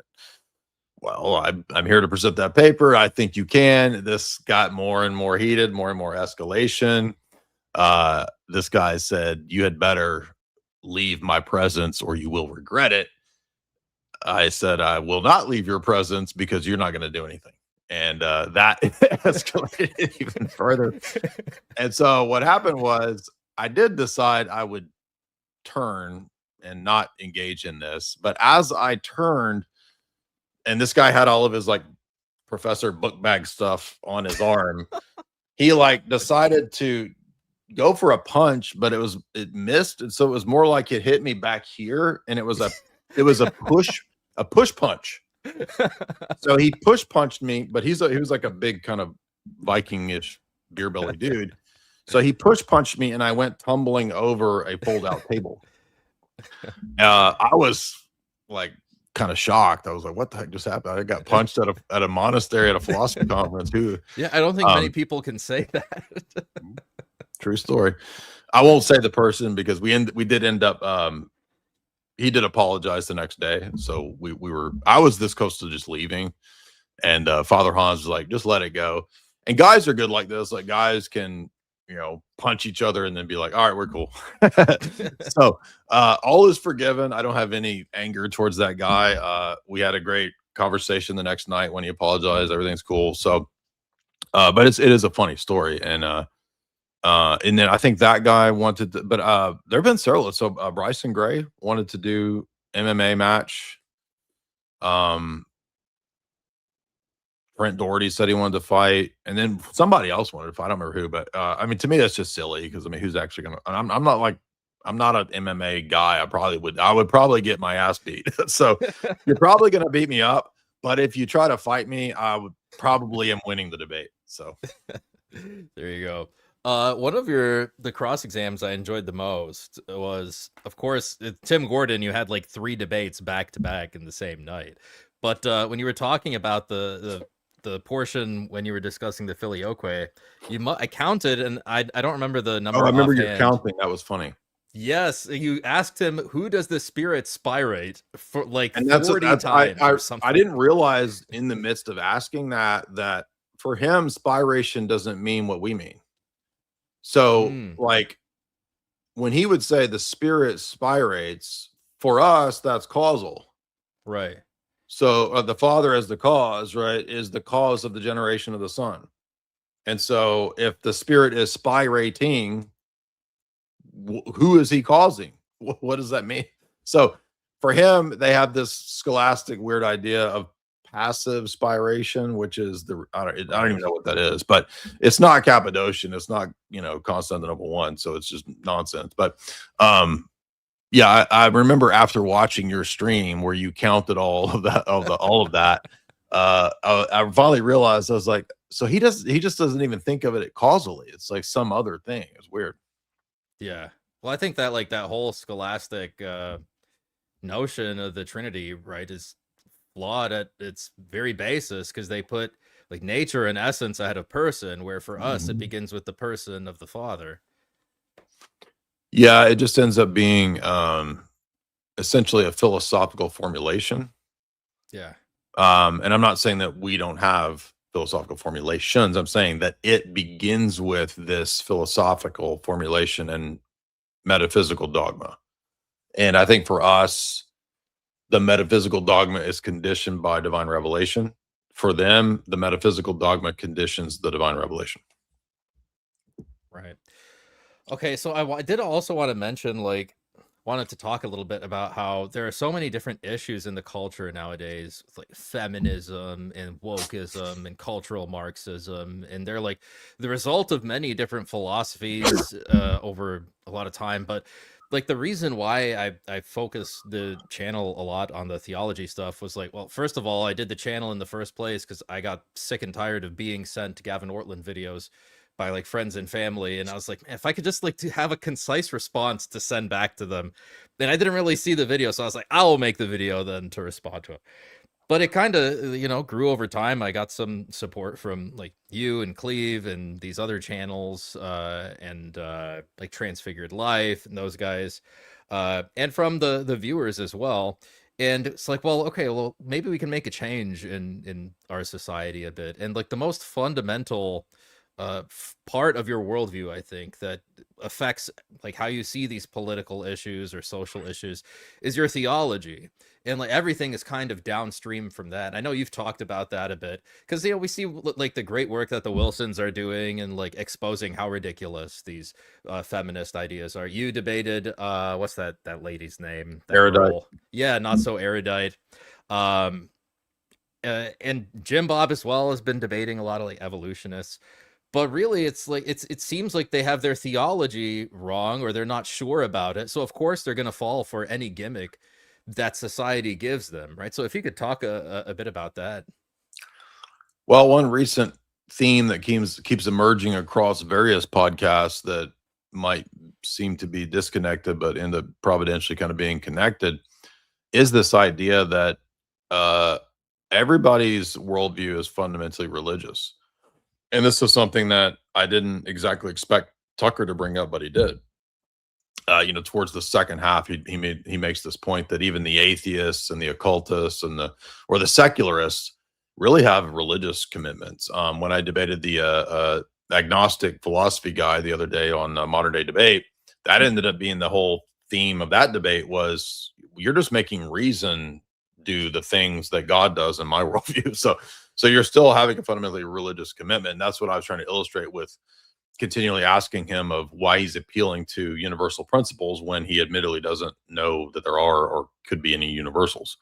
So, and then the series that we just finished, the 5th episode of with Pavel Shalin, the Russian Pajot, that has also ended up being the theme of critiquing classical liberalism and the Enlightenment to think that there's neutrality. So essentially we're getting to this idea that if neutrality is a myth, then that means everything is theory laden. And if everything is theory laden, it's going to be conditioned by your worldview, and you're going to interpret reality through the lens of your basic commitments in epistemology, metaphysics, and ethics. So and that's the essence of that paradigm shift that you hinted at earlier with like boomer evangelical evidentialism, the way Roman Catholics and Thomists think, like, and again, this is to credit, and again, I'm not a Calvinist, obviously, but to Bahnsen and Van Til's credit, they did accurately note that this is a paradigm shift in thinking. So once you begin to think in this way, you really don't go back to not thinking this way, Yeah, because you can't unsee it. it makes so much more sense. It's like the They Live glasses when, you know, Roddy Piper puts the They Live glasses on. You couldn't go back to the idea that, you know, oh, it's just self-evident that, you know, this or that. So, you know, over and over and over, this gets sort of, this is re-emerging, I think, as the philosophical red pill, so to speak, that everybody's beginning to realize. And I think this even underlies the critique that you see, you know, Rachel or Andrew doing with internal critiques of the liberal positions that they're usually arguing against. If it's me arguing against, you know, an atheist or whatever, or even when I debated Trent Horn, you know, our natural theology debate was actually about this whole principle that natural theology is kind of predicated on the notion that there's all these self-evident principles that we all agree on, and then thus we'll build the theology and the position on all of that. And even the Ibarra debate, right? If you go back to when I had that impromptu Ibarra debate, his whole approach was, you know, Jay, let me stack all of these papal evidences up, and then like won't it eventually tip the scales over if I put enough up there? And it's like, I'm arguing against the whole paradigm. So I'm arguing about the fundamental assumptions of papism. And if there's one dogmatic contradiction, it doesn't matter how many evidences you pile up, because this is this is the scale itself. This is not all these evidences. I'm going to rip the whole scale out from under you, not let you have these. Yeah. That's what I was like. The way what you're building is the lens through which to interpret those evidences in the first place. And this comes out of not just presuppositional apologetics, but also separate from that. If you study philosophy in undergrad and grad school, you're going to encounter those ideas. You're going to encounter people, for example, in the philosophy of science, you're going to deal with Thomas Kuhn's Structure of Scientific Revolutions. One of the most famous books in the history of philosophy, probably the most famous in philosophy of science, is this idea that, well, now, wait a minute, if things were actually neutral, then all of the scientists would have immediately jumped on the true position once there was a scientific revolution. But he shows that, no, it actually took a really long time, because people don't just accept things on the basis of facts and evidences. In fact, they have pre-commitments that they don't want to give up. That's part of human nature. So really the whole project of neutrality and brute factuality is itself absurd. It's kind of silly. And it's so philosophically kind of childish when you think about it. And that's why so many of the people that want to defend it, they end up like just like, well, but look, it's common sense. They just appeal to these like sort of generic things that it's like, I mean, you're a philosophy. I think you're your a philosophy debate with student. JR was kind of like that. With who? JR. Who? I think he's like the French sounding, or I'm sorry, it was J something. I'm forgetting. It was one of the agnostic. It was a long time ago. Agnosticism. Let me pull it up. I'm sure the chat will probably get to it faster than. Oh, JF. JF, yes. Oh yeah, no, he was straight up atheist. He was hardcore. Yeah. Yeah. So, yeah, well, JF. Yeah, but it's like it's always this like, don't you know that reality is just like reality, Jay? Oh, you're talking about T-Dump. That was T-Dump's argument was reality is reality. But JF had the same sort of assumptions that well, all we do is just look to science, and science has these established facts that we all agree on, and we start there, and then we just build up from there. And it's like, no. I'm questioning what's prior to that, right? That's what the worldview critique is doing. Yeah, exactly. And I feel like for a lot of people, they can't, like, it's just one little extra step of thinking that they don't want to do. Like, they don't want to go there because they know it like undercuts exactly what they're. Well, that's why they don't want to deal with any of those arguments, and they'll just say stuff like, "Oh, they're precepts. They're retarded. They just seen that too. Yes, they just say God. My argument's God is, therefore God is." It's like that's not at all what we're arguing. Yeah, but like now because they don't know how to deal with it. I have seen that a few times now where they're like, "Oh, we're not doing precept in this debate." I'm like, what are you talking about? You can challenge my presuppositions, and I can't challenge yours. Like what? For example, Destiny explicitly says, "I will not debate anybody tag or precept." He just says, "No, I won't." Sounds like a concession to me. They don't know how to deal with it. Not that I'm eager to debate Destiny. I don't think that dude's a goblin, but Yeah. I guess we can get to some super chats at this point. We have In the Filth, rise for the this is at the very beginning. All rise for the Emperor and Quaestor of Wixantium. This Texas guys, high five. Goat trophy from EO Mask. Are gems currency? What are these gems? Are they currency? This is the first time ever that I'm. Can somebody in the chat give me an Is this like explanation on the Pokemon gem? money? This is Pokemon currency. Pokemon currency. Love it. Monopoly money. Canadian dollars. Mrs. Memento Mary, 100. We're righteous gemstones, so these are our gemstones. There you go. Catechumen says girl power. That's for the, I guess, the two BIPOC e-divas. Chili, Mrs. Memento Mori, power potion. So you're not even getting dollars, you're getting gems. I don't even know. Here's some dollars. I need to turn off the gems. I don't Tribulation Saints, $10 says Jay did the best job representing orthodoxy on Tucker, hands down. We are all forever grateful to Jay for this. Thanks for everything you do as well, Alex. God bless you guys. Any comments? Thanks, dude. Nice. Again, I mean, I just want to reiterate that I did not know we were going to talk about orthodoxy. In fact, I didn't actually think we would. I thought it would be, just because Tucker, my thought was, well, he just had Father Josiah and Father Stephen DeYoung on. So he's probably going to want to talk about geopolitics and nation state of Israel and Rothschild. I thought that's what he was doing, but no, it's orthodoxy right away. I noticed that too. He was like, Jay Dyer, thanks for coming on. So tell me about this orthodoxy thing. It's just went right into We just went right into it. Yep. Orthodox Bill says Goat Trophy, Banana Chan, Silver Star, Climb for Christ, Let Him Cook, another clapping seal. Cleve, spam Alex with supers now. Do it, guys. Spam me with super chats. That's how am I ever going to beat Ruslan? The race to 7 figures. Banana Chan, 200 gems, Sunshine. I don't even know what this means.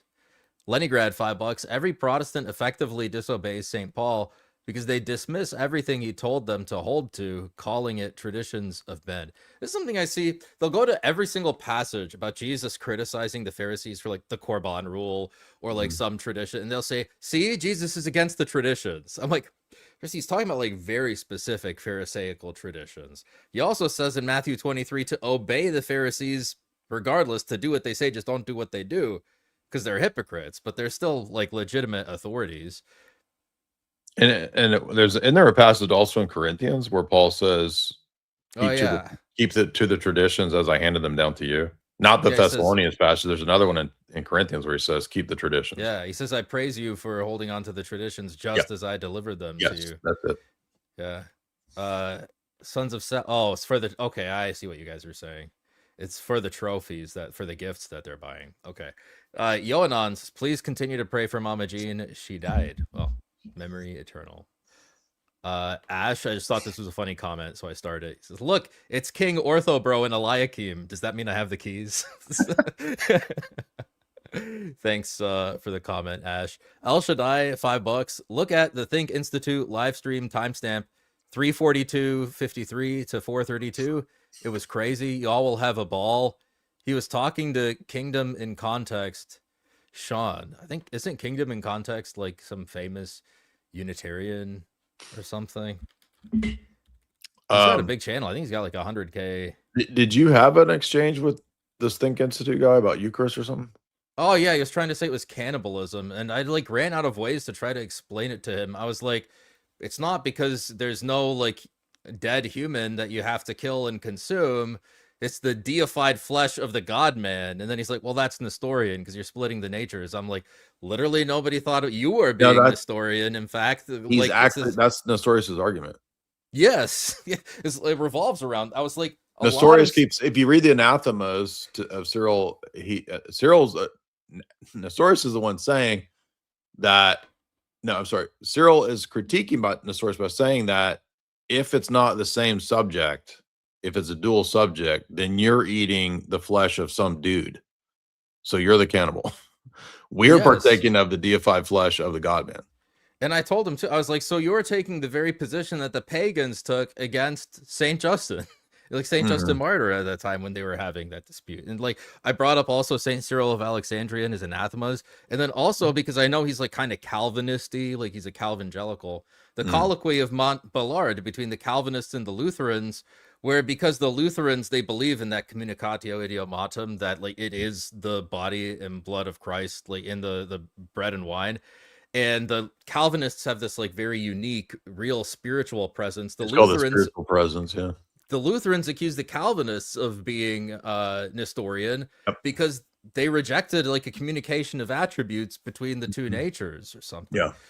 So I brought up that for the guy couldn't see it for the life of him. But well, the thing is, it's difficult to debate the sacrament with a Protestant because the sacrament view is going to be hinging on the incarnation view. So they're not going to get it. I'm not faulting you because I had a guy call in today on my stream doing the exact same thing, saying it's cannibalism. And then it just reiterated to me that like, well, the only reason he's thinking this is because he doesn't understand what's happening in the incarnation. Because if he understood that it was a divine subject assuming human nature, but most Protestants are thinking of the incarnation, as I used to do too, by the way. They think of the incarnation or the hypostatic union as divine nature plus human nature produces Jesus. And that's not exactly right. So it's a divine person with a human nature that assumes a human, divine person with a divine nature, assuming a human nature, not a human person. That's what you have to understand. That's why the subject, the hypostasis, is divine. It's the word, right? And the flesh has no hypostasis of its own. That's the Orthodox theology. When you understand that, that's how you understand that he was already a subject before he became incarnate. So if he becomes incarnate and then we're not Nestorian, then it has to still be a divine subject. That means then that what's happening is the human nature that's assumed is participating in divinity, not the divine nature, St. Cyril says, but the uncreated immortality that is the grace of the word. That's what's deifying the flesh. That's what we're partaking of to be deified. So it's a deified flesh of the God-man. It's not just some dude's body and blood. It's a rational noetic sacrifice that deifies us. Right. And I think even after that dialogue, after he left, I brought that up to, I realized after the fact, it's like we could have gone back and forth for like days and days, but the problem is upstream, like you mentioned. It's Christology is wrong. So unless we get that right, like he's just never going to understand. That's why most of the time when Calvinists call in, I don't debate them on Eucharist and stuff because they're not going to understand that until they understand that they have a Nestorian Christology, even though they don't realize it. Right. $5 from Chase Crosp. Will you guys explain the pedagogy of God and how it pertains to theosis for the person and / or how it pertains to the Old Testament, to the gospel, to the second coming? That's a really broad question. I mean, is that a book? Like, because it's capitalized. I don't know what pedagogy of God is. Sounds like a book title or something. I just thought he meant like the manner, like God, how God reveals himself to humanity. Just like, but it does sound like a book. If it is a book, I'm unfamiliar with the book. So, I mean, yeah, I don't know. Green Emperor, $5. What are your thoughts on 17th Lutherans like Gerhard? Lutherans claim they have a form of theosis, but it seems disconnected from modern Lutherans. I didn't read very deep into Luther. I mean, I read 6 or 7 books of Luther. I haven't read Melanchthon. I haven't read any of the other Lutheran scholastics, so I can't speak to that.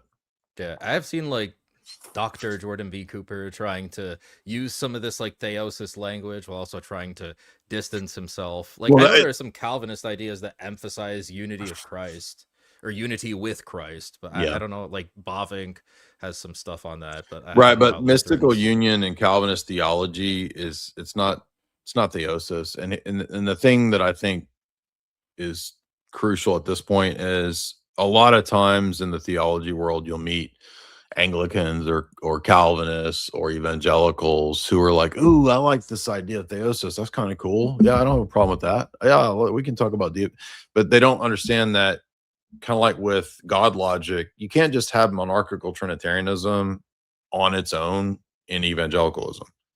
Yeah. Like you got to have the rest of the theology that goes with it, because it's a package deal. You know, it's as silly as thinking that, well, I believe the Nicene Creed, but not one Holy Catholic Apostolic. Well, then you don't believe the Nicene Creed. Like, you don't get like 90% of it. You don't get to, oh, I agree with 80% of it. Like, it doesn't work like that. And it even less doesn't work like that with Christology, because there's a necessary connection. There's a necessary entailment of your Christology affecting your Eucharistic theology, all the way to your view of icons. I mean, the Seventh Ecumenical Council is a council that is the culmination of Christology. What the doctrines are at Nicaea II, if you read St. Theodore the Studite, they're literally just the conclusions of him being a divine hypostasis, deifying the human nature and the divine energies. That's how he concludes to icons being windows of heaven that circumscribe the deity in his hypostasis, not the divine nature. Right. Sosti says, have you guys seen the Roots of Grifting story on the Orthodox Saint dilemma? They're trying to make something stick against EO. It's so low tier. And I mean, I've always heard that. I mean, I know, I think Cleve was interviewing Ubi about it, and Ubi had a different take than what I've heard.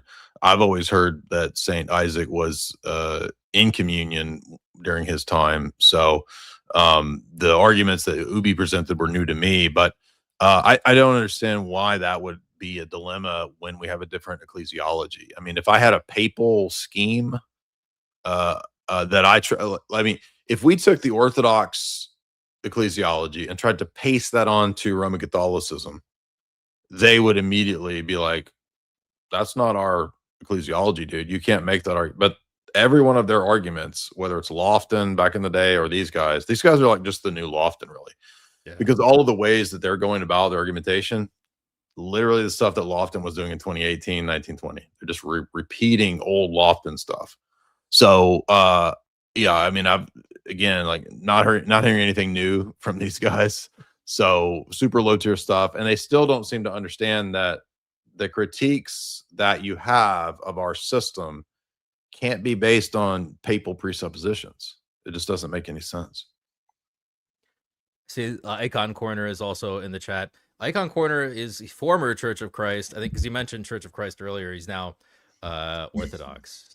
So he's got some good stuff if you're a Church of Christ person considering orthodoxy. Compendium says for $5 for Alex to get a new camera as good as Jay's. Well, and you guys got to get me up to 7 figures like Ruslan. I need more super chats. There you go. Clip it. Leningrad, $5. Debating is also great for learning how to think rationally, but you also see people argue themselves into corners in heresies. Needs humility. Yeah, that's like what Jay is saying, is that you need to interact with the best version of the other side's argument. Like you have to be familiar with their side, and like that Bonson quote, to be able to state it to the other side's satisfaction. And that it takes humility. It takes time to go read the other side's stuff. Yeah. Like the same thing with that the guy from Think Institute who called in. Like halfway through that exchange, he was like, "Oh wait, you guys have a different view from the Roman Catholics?" And I was like, "Yes." It's like when you have that lack of a formal structure. Like if there was a 15-minute opener, then it would be less likely that he would misunderstand. Right. Right. Yeah. Volpes, $2. Jerome calling Vigilantius a dumb Gaul is hilarious. That's against Vigilantius and Helvidius. He's a master of invective, Saint Jerome. Saint Athanasius called the Arians, like, as in modern parlance, basically gay. He called them like effeminate. Saint Cyprian, if you read his letters, he's like a stranger to the use of invective. But yeah, like Jay said, it just can't be the meat of what you're offering. Ash made another comment. Says the opening statement with Freemasons are essentially a group of butt buddies. That was like, I think also one of your better, like, they're all good, but one of your better opening statements. Did I say that? I don't even remember. Did I actually say that? I don't know if you said this quote exactly, but something like that. Yeah. Okay. Probably something like that. Yeah. I need to use that more. I'm glad I got butt buddies into the Tucker interview. So $5 from Leningrad. Alex, for every super chat, you should zoom in a little bit until your face occupies the entire frame. I mean, I'm pretty close to $5 unlisted logos. Must debate end in immediate agreement? No. Modernity overemphasizes immediacy, but can't a strong argument simply be a seed for a later realization? I think Yeah, that's mostly what happens. sure. Like, yeah. I mean, sometimes the opponents do convert. I mean, Cleve and I had an argument. We had a debate, and then a year later, Cleve converted. I'm not saying he converted from our discussion, but him doing a bunch of his own, research and reading, and that some sort of contributed to some degree. So, debate can. You never know what seeds are being planted with debate. So sure, and not just with debates, but with anything. You could reference a documentary on icons that I've heard a lot of people say, I watched that icon documentary years ago, and that kind of piqued my interest in Orthodoxy. Or I saw the pretty icons, and then I got interested in Orthodoxy. So there's a lot of different seeds that could be planted. I feel like those are the crazy ones where it's like something from a long time ago that comes up. Like the Cleve posted like a documentary, I guess, or like a compilation of a bunch of testimonies from these, and one of them was like, I saw Alex Sorin debate Elijah Yossi, and Yossi basically conceded that the Pope can do whatever he wants now under Vatican I. And I was like, dude, that was, I mean, not that long ago, but I mean, compared to like the guys, like in the scale of his conversion, I was like, oh, that you never know. Like you do it once and it'll keep on affecting people like down the road. Yeah, exactly. I mean, people might be watching, people still watch that JF debate from 10 years ago. So yeah.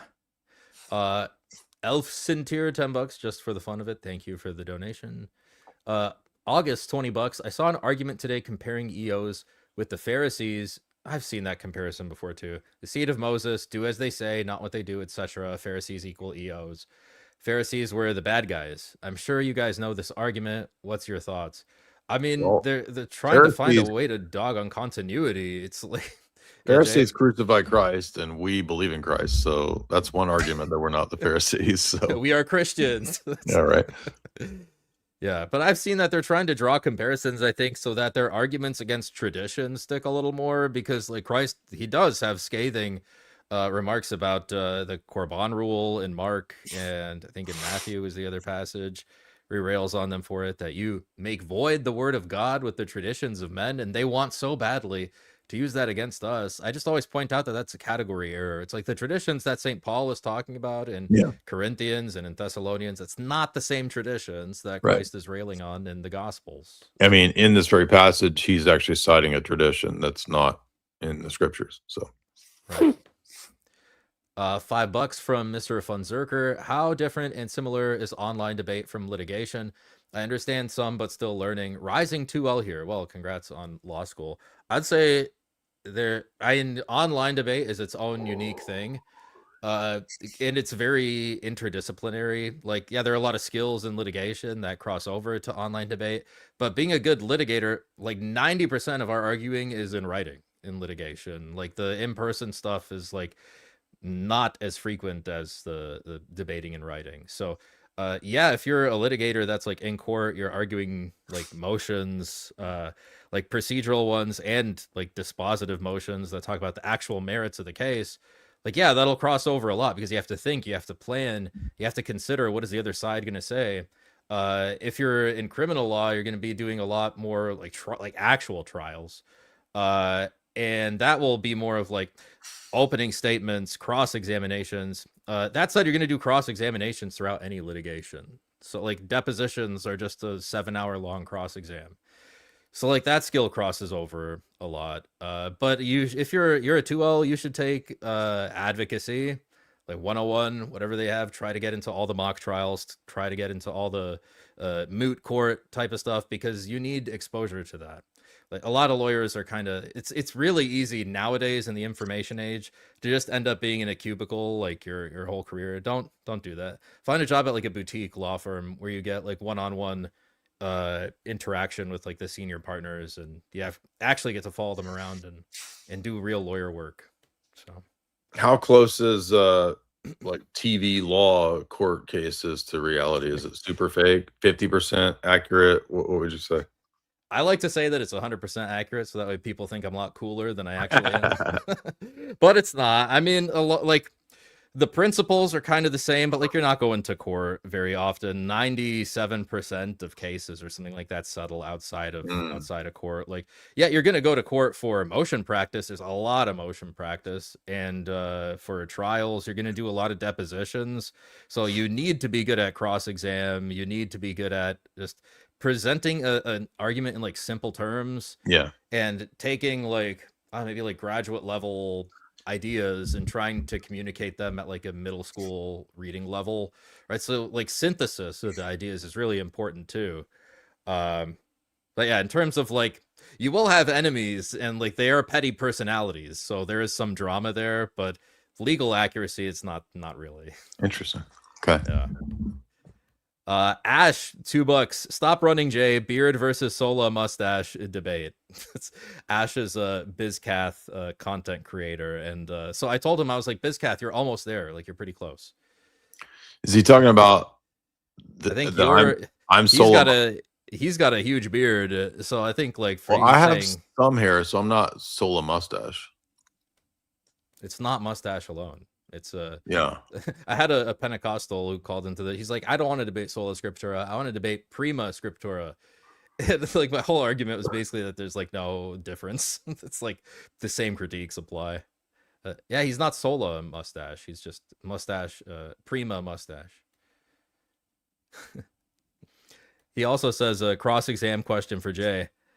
Do you think a random collection of facial hair stubble counts as a beard, or does a beard necessitate a visible unity? If it necessitates visible unity, I am also like probably on the cusp of not beard. Yes, because technically a beard literally is a random collection of facial hair stubble. That is what a beard is. It's just the stubble is a little more stubbly. Refuted in real time. Huge super chat from Paul Harper. $100. Thank you, man. Let's go. Thank you guys for everything. You have activated the soundboard, my friend. Your interview with Jesse Lee Peterson gave me quite a few sound bites. I'm BIPOC too. I identify as black. $10 from Leningrad. Many people really treat debates like storytelling competitions. Jay seems mean when he doesn't let them get away with it. Yeah, cross-exam is not the time to pontificate, or like, you are the examiner. It's your time to make your point by asking them questions, right? And demonstrating to the audience that the other side is going to hit a wall at some point that they can't go through. Well, this is a major mistake that a lot of people make, both novices and people who have done many debates. I still see. I mean, even Matt Dillahunty, after like years of debating, would still equate an argument with storytelling. A narrative. Like, that's not an argument, dude. Yeah.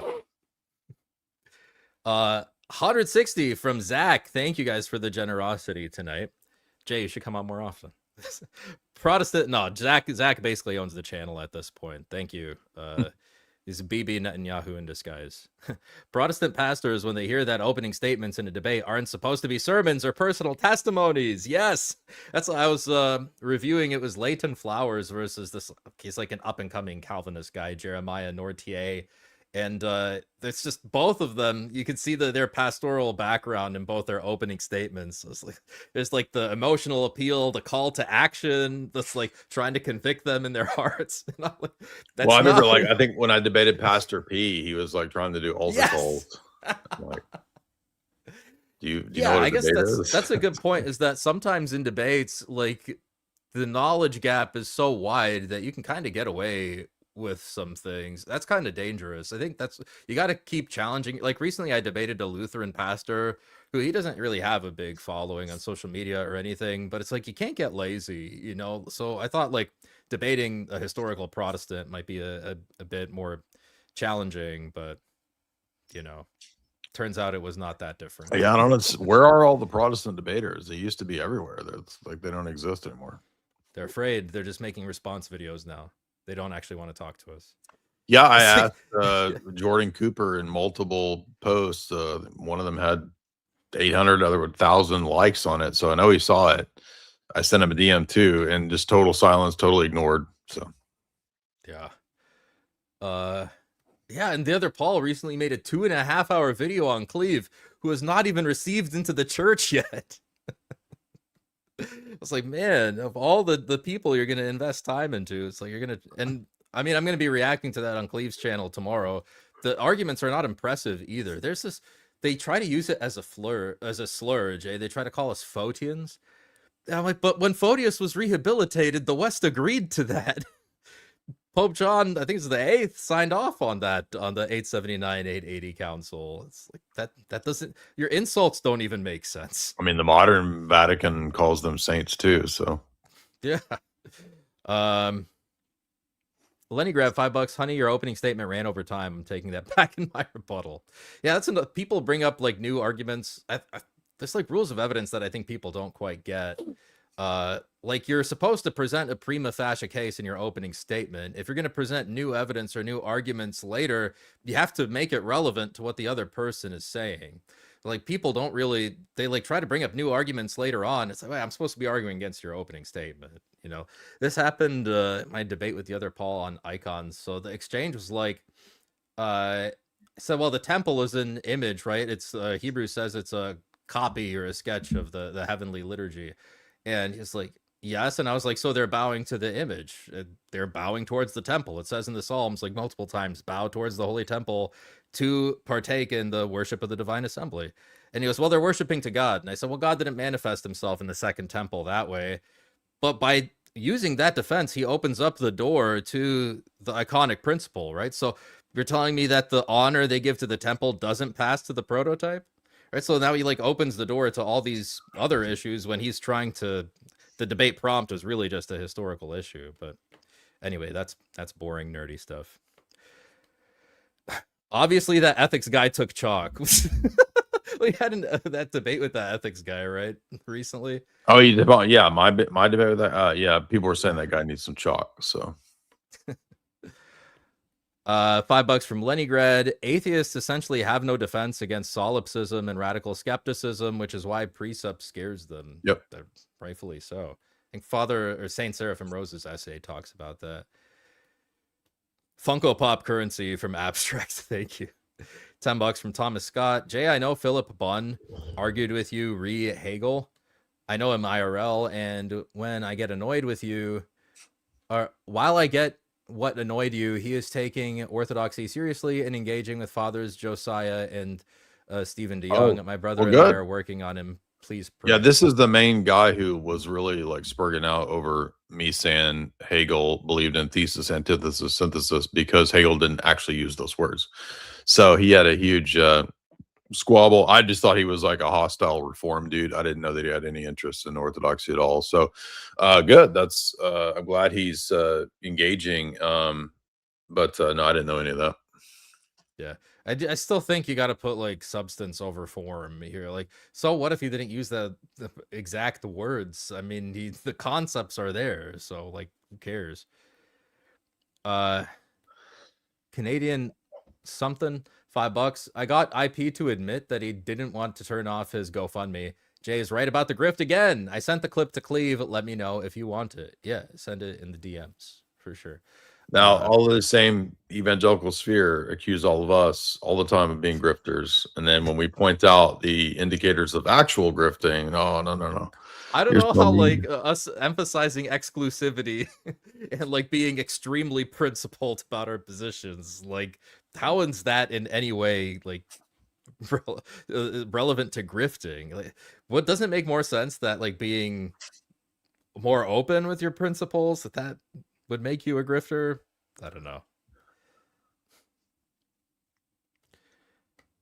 Orthodox Bill, $2. Can you spell the Pablo guy's last name mentioned? I think that was one of your books. Me? Yeah, I think Pablo. Book recommendation. I don't know. Pablo? Pelican? Who's Pablo? Pelican? I don't know. Orthodox Bill, if you want. I might need Escobar. It's ESCOBAR. Pablo Escobar. I might need another super chat for you to explain. I don't know who Pablo is. $2 from Smokey Welder. Y'all are killing it. Well, thank you. I'm doing my best to keep up with the king here.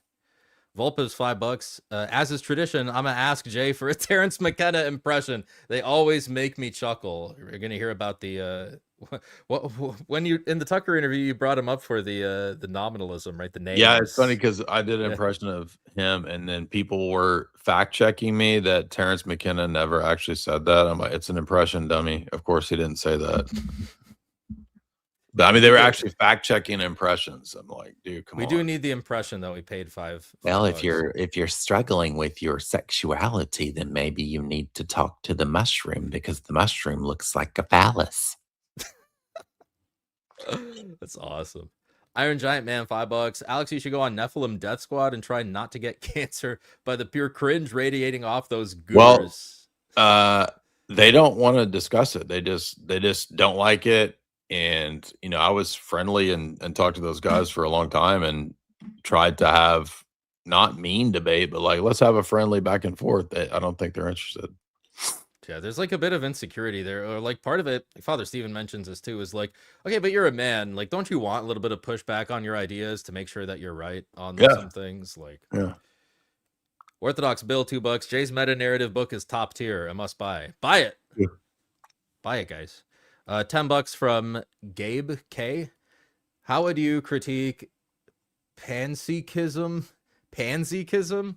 Panpsychism. All is mind. All is everything is my mind. Illusionism. Yeah, learned of these views recently on O'Connor's channel, and they've been distressing to me, to be honest. How do you deal with the lack of existential certainty? Yeah, This well, they're sounds like an self-refuting. epistemic question for you.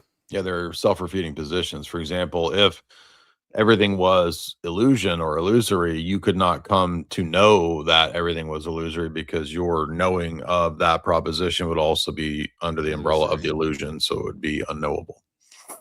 Yeah. There you go. Refuted in under 30 seconds. Budget Basin, $2. That's cannibalism versus we eat God. It's definitely like a virgin. That's cannibalism versus Chad. We eat God. Well, the guy that called into my stream today was like, you're consuming the Holy Spirit, not the flesh and blood of Christ. I'm like, the essence itself. I'm like, of the what? So Holy Spirit. you do believe we eat God? And he was like, because he said, I said, The Holy well, Spirit, yeah. He said, yeah, you consume the. I'm like, how do you consume the Holy Spirit? Yes, but you have a problem with the real presence. I mean, why? Giovanni with the 1 month membership. Thank you for the support. Hey, Alex. Hey, Jay. Christos Anesti. Alitos Anesti. I love you both. Well, we love you too.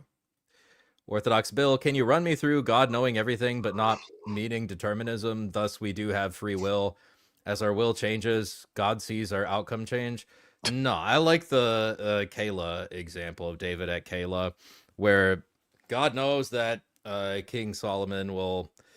He's like, so you have David in the city. King Solomon finds out that he's there. He wants to go lay siege to the city to capture King David. King David gets, well, he's not king yet, but David gets the ephod. He prays to God.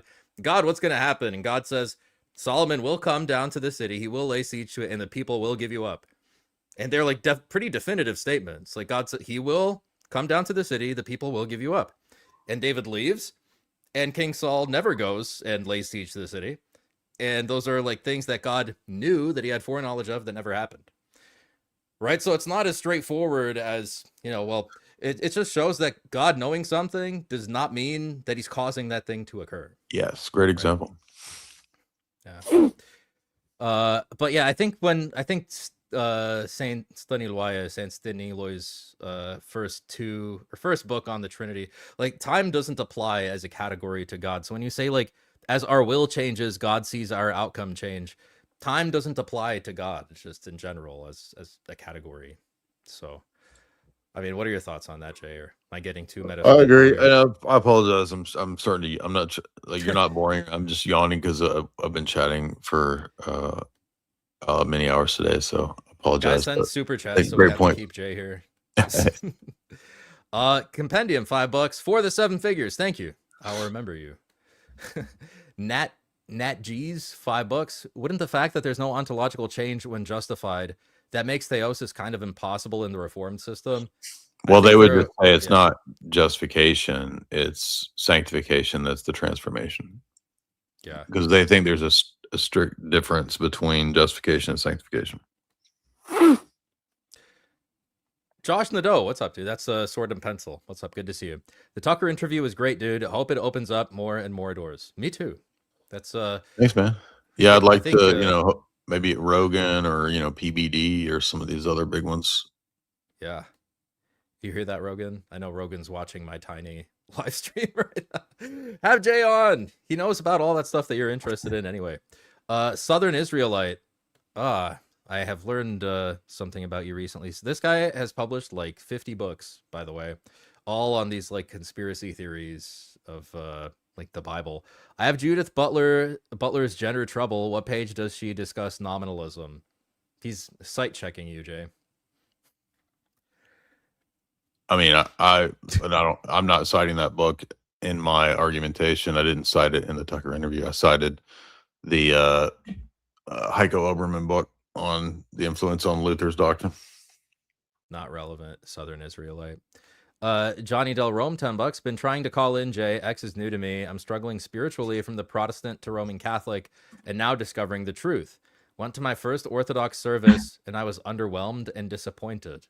Well, emotions are not a good criteria for making decisions. You need to look at things logically. But also just because you feel like, why did you feel underwhelmed and disappointed? This is not enough information. Jay, thoughts? I'm not familiar with this person trying to call in.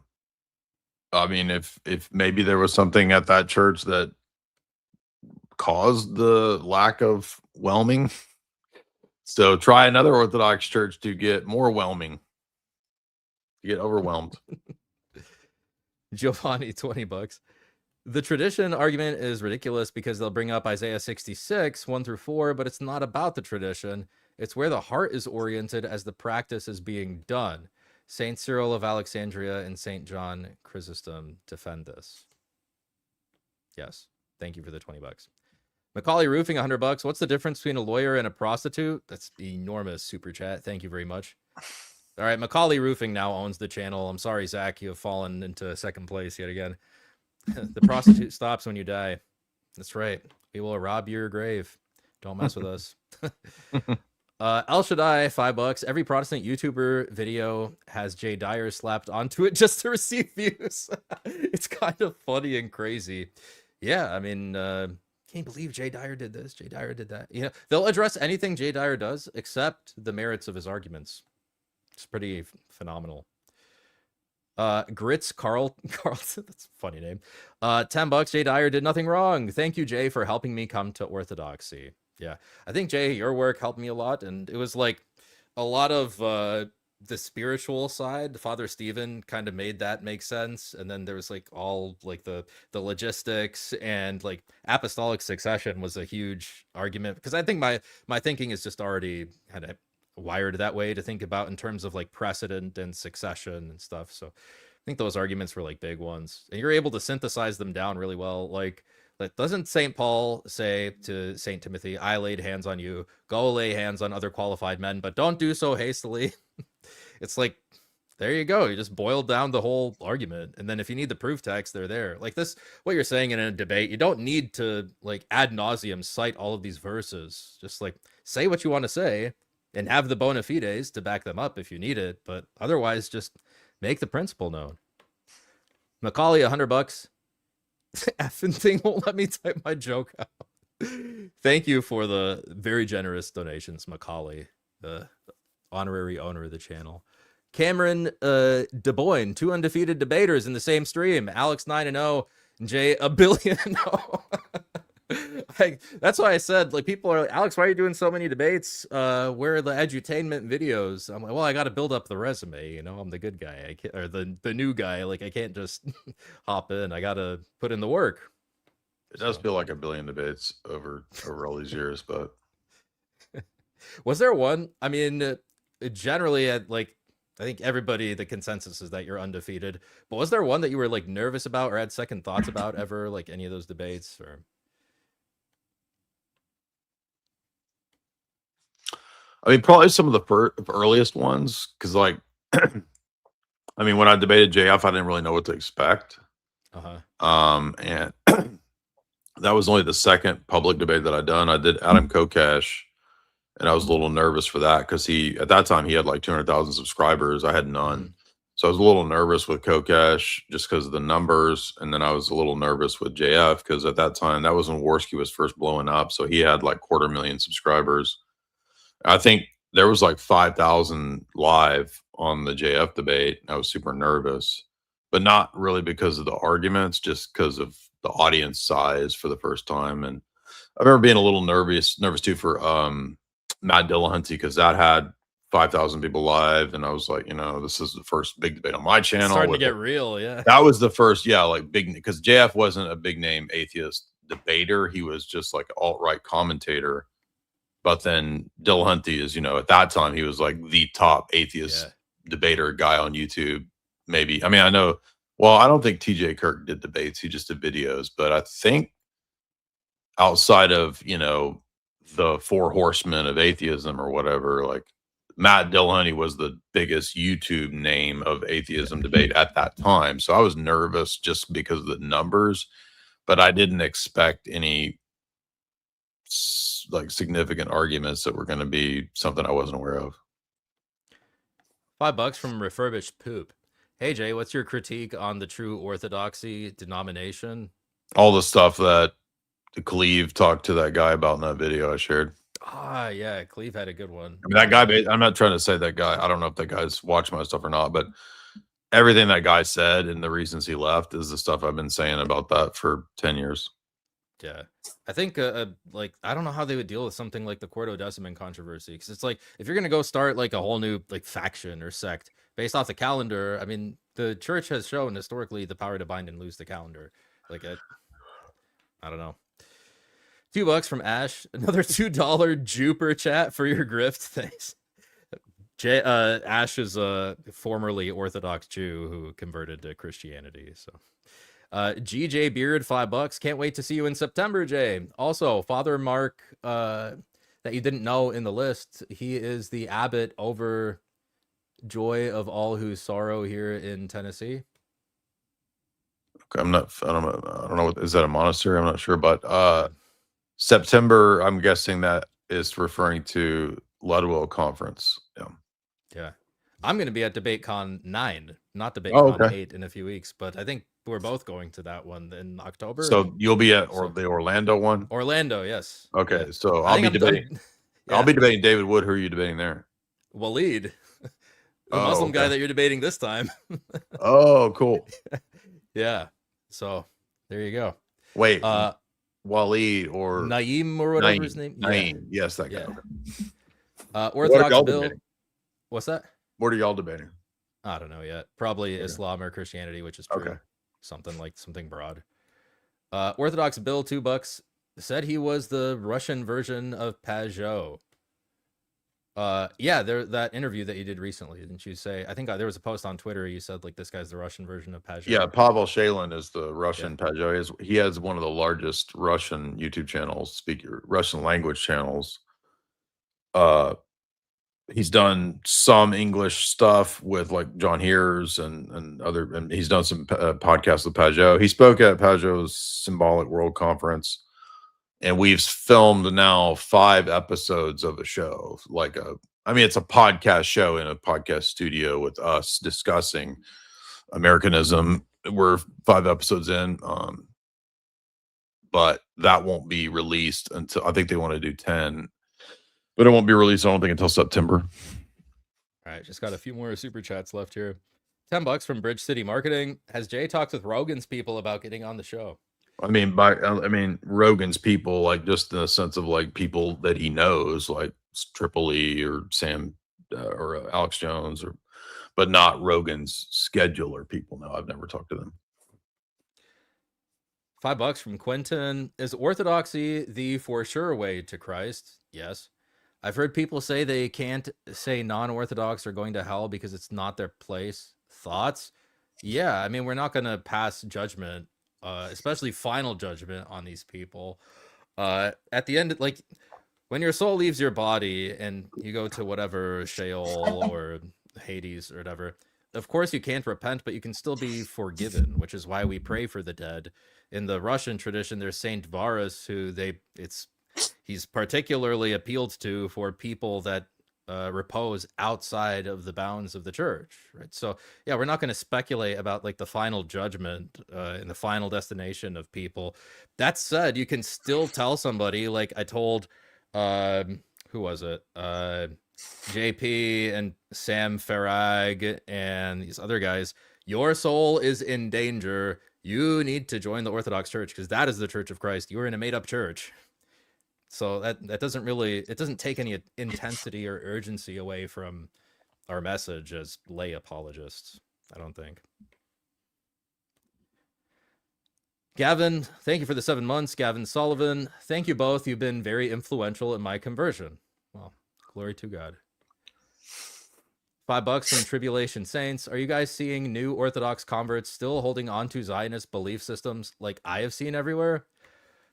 Not like widespread, just like a little bit here and there. But I think that, like, look, what Jay and I do, I think gets them in the door. But like, I have been clear and Jay has been abundantly clear. We're not anybody's spiritual father. It's like once they get in the door, you have to be catechized by a priest, like somebody that actually has, you know, authority in the church. Well, I mean, yeah, I mean, you know, we all saw AP has not been received into the church because he won't give this up. So, yeah.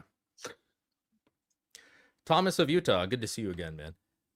Is there any way to get through to someone whose view on religion is mostly feelings based? Bring them to the liturgy, I guess. Yes, have to appeal to them in a different way. Bring them to a monastery, show them like the beauty of something. Not everybody is like, for me, it was once the logical arguments all made sense and the succession made sense and like the theology made sense. I was like, okay, now I should probably go somewhere and see what this is actually about. For other people, you have to do that the opposite way. Yeah. Like bring them there first to see the view so they can see that there's something special. And then they'll be like, oh, now I need to ask some questions about this. Send them some good Orthodox music and chant. So, yeah. That made me, when I was new to Orthodoxy, it made me feel good. So, Byzantine Melvin, $10. Mean Machine is underrated. Macaulay Culkin raising the roof. Thank you. El Shaddai, Prots couldn't let you retire their YouTube channels. Would have taken a hit. What else would they talk about if you're retired? Grifting off your name. Yeah, exactly. And last one here from Matthew Soini. What's y'all's take on Peugeot's take on the Odyssey? Jay's the movie guy, so I'll give the simple answer first. I think Peugeot gave Nolan a little too much credit on that, to be honest. I haven't seen the movie, but from what I gather, like part of me thought like maybe Nolan can't even get this movie made unless he includes all of these woke elements in there. But the reviews were like almost across the board outside of Peugeot's like negative, like overly negative. Jay? I'm participating in the boycott, so I will not pay money to see it. So when it's available to see free somewhere, then I'll let you know what I think of the film. But I do not have high hopes or expectations. Got a few stragglers at the end here. $5 from the Static Ball. Hey, Jay, as a Roman Catholic, I can't wait for you to steamroll Trent in December. Yeah, that'll be nice to watch. Really love your content and appreciate you for everything you do. God bless. Thank you. Yeah. I'm surprised the Roman Catholic is eager to see me steamroll Trent. But hopefully he's inquiring into Orthodoxy. But yeah, I think your first debate with Trent, like, I kind of feel bad about that one because you were like very deferential, like extremely polite in that debate. In that debate, I was like, oh, so Jay has like the most defensible position because like you did play offense on that one, but Trent also is like when he's got his ducks in a row, he's a good cross examiner too, so he can play some offense as well. But that's in that debate, I was like, oh, so this position, like it literally, like it cannot be defeated. So thought you did a good job on that one, obviously. Thank you. But, yeah, Chase Haggard, $2. What's up, Chase? Chase helped me prep for. I also debated Neil from Gnostic Informant on whether Muslims and Christians worship the same God. I remember that. I watched that. Yeah. Yeah. Chase helped me prep for that one a little bit. It says, Alex, can you ask Jay why he come he do that stuff? Why? Yeah, it's because I'm an evil, bad person. So that's. I mean, I know what he's looking for. I'm just going to give him what he wants. He wants me to admit that he's good and I'm evil. So there you go. That's what it is. Moses says, Jay, do you think your debate with David Wood will be serious at all, or will he troll you? as he did Andrew Wilson. I mean, if he's coming in person to Modern Day Debate in Orlando to do it twice, I assume he's going to be halfway serious, but I don't know what to expect. I'm going to wear like a Soviet KGB uniform, so I'm serious. I'm going to buy like a KGB hat and a Soviet outfit to wear. You also got to give me the latest memo that's been circulating for the KGB meetings. Not sure when the next one's going to be. Just join our Telegram group, dude. Oh, okay. My bad. I didn't know. KGB is just has a Telegram group now. The Static Ball says, as a slow boy learning tag, it annoys me when atheists debate you with no understanding of epistemology. There's something like people don't, when you sign up for debate, it's like at least do some research on the guy you're going to debate. Like you, or like this is what frustrated me with the Connectleys. Like Libiano and that Cora girl have like hundreds, if not thousands of hours of their debates online. They've already spent all of their stuff already. Like there's no excuse to come into a debate like not expecting these common questions. But like, how do they know you're not going to bring up epistemology? And like also in the realm of debate, you sign up to discuss like what is your foundation for these, like how do you justify this belief? Like I mean sorry, go ahead. No, are there any atheists who could there's put up probably an some actual academic fight? ones that would, like Graham Oppie or somebody like that, but it's, I mean, even the academic atheists don't really do a lot of debates, so yeah. Joseph Henry says AP was spotted at my Orthodox church. Well, that's good that he's still going. And Orthopraxis, any books I can read on tag? I mean, you could read Van Til's Apologetic, but it's gonna be tough. I mean, you could read Jason Lyle's book. I just went blank on the title. My mind is turning to mush because I'm tired. I forget the name of it, but it's his little book on absolute proof, or I forget what it is. Yeah, I think there was a book on your recommended reading list, like something like Bonson's. Like Always Ready is okay. It's okay. Van Til, I think, is a little complicated, but I think Bonson boils it down really well. Well, the little Jason Lyle book is more accessible than Bonson's even, so I would say that one's probably better for like a first time. Yeah.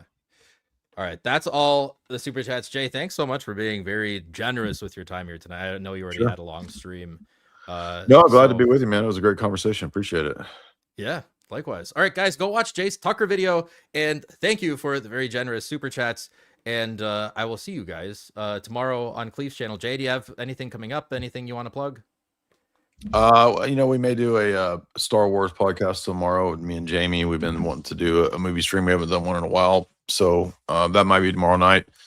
And then we've got debate this weekend. So looking forward to that. And I'll have books and everything that people want to get books signed. Bet. All right. Thanks again, guys. Thanks again, everybody. And thank you, Jay. Go watch his Tucker interview and share it.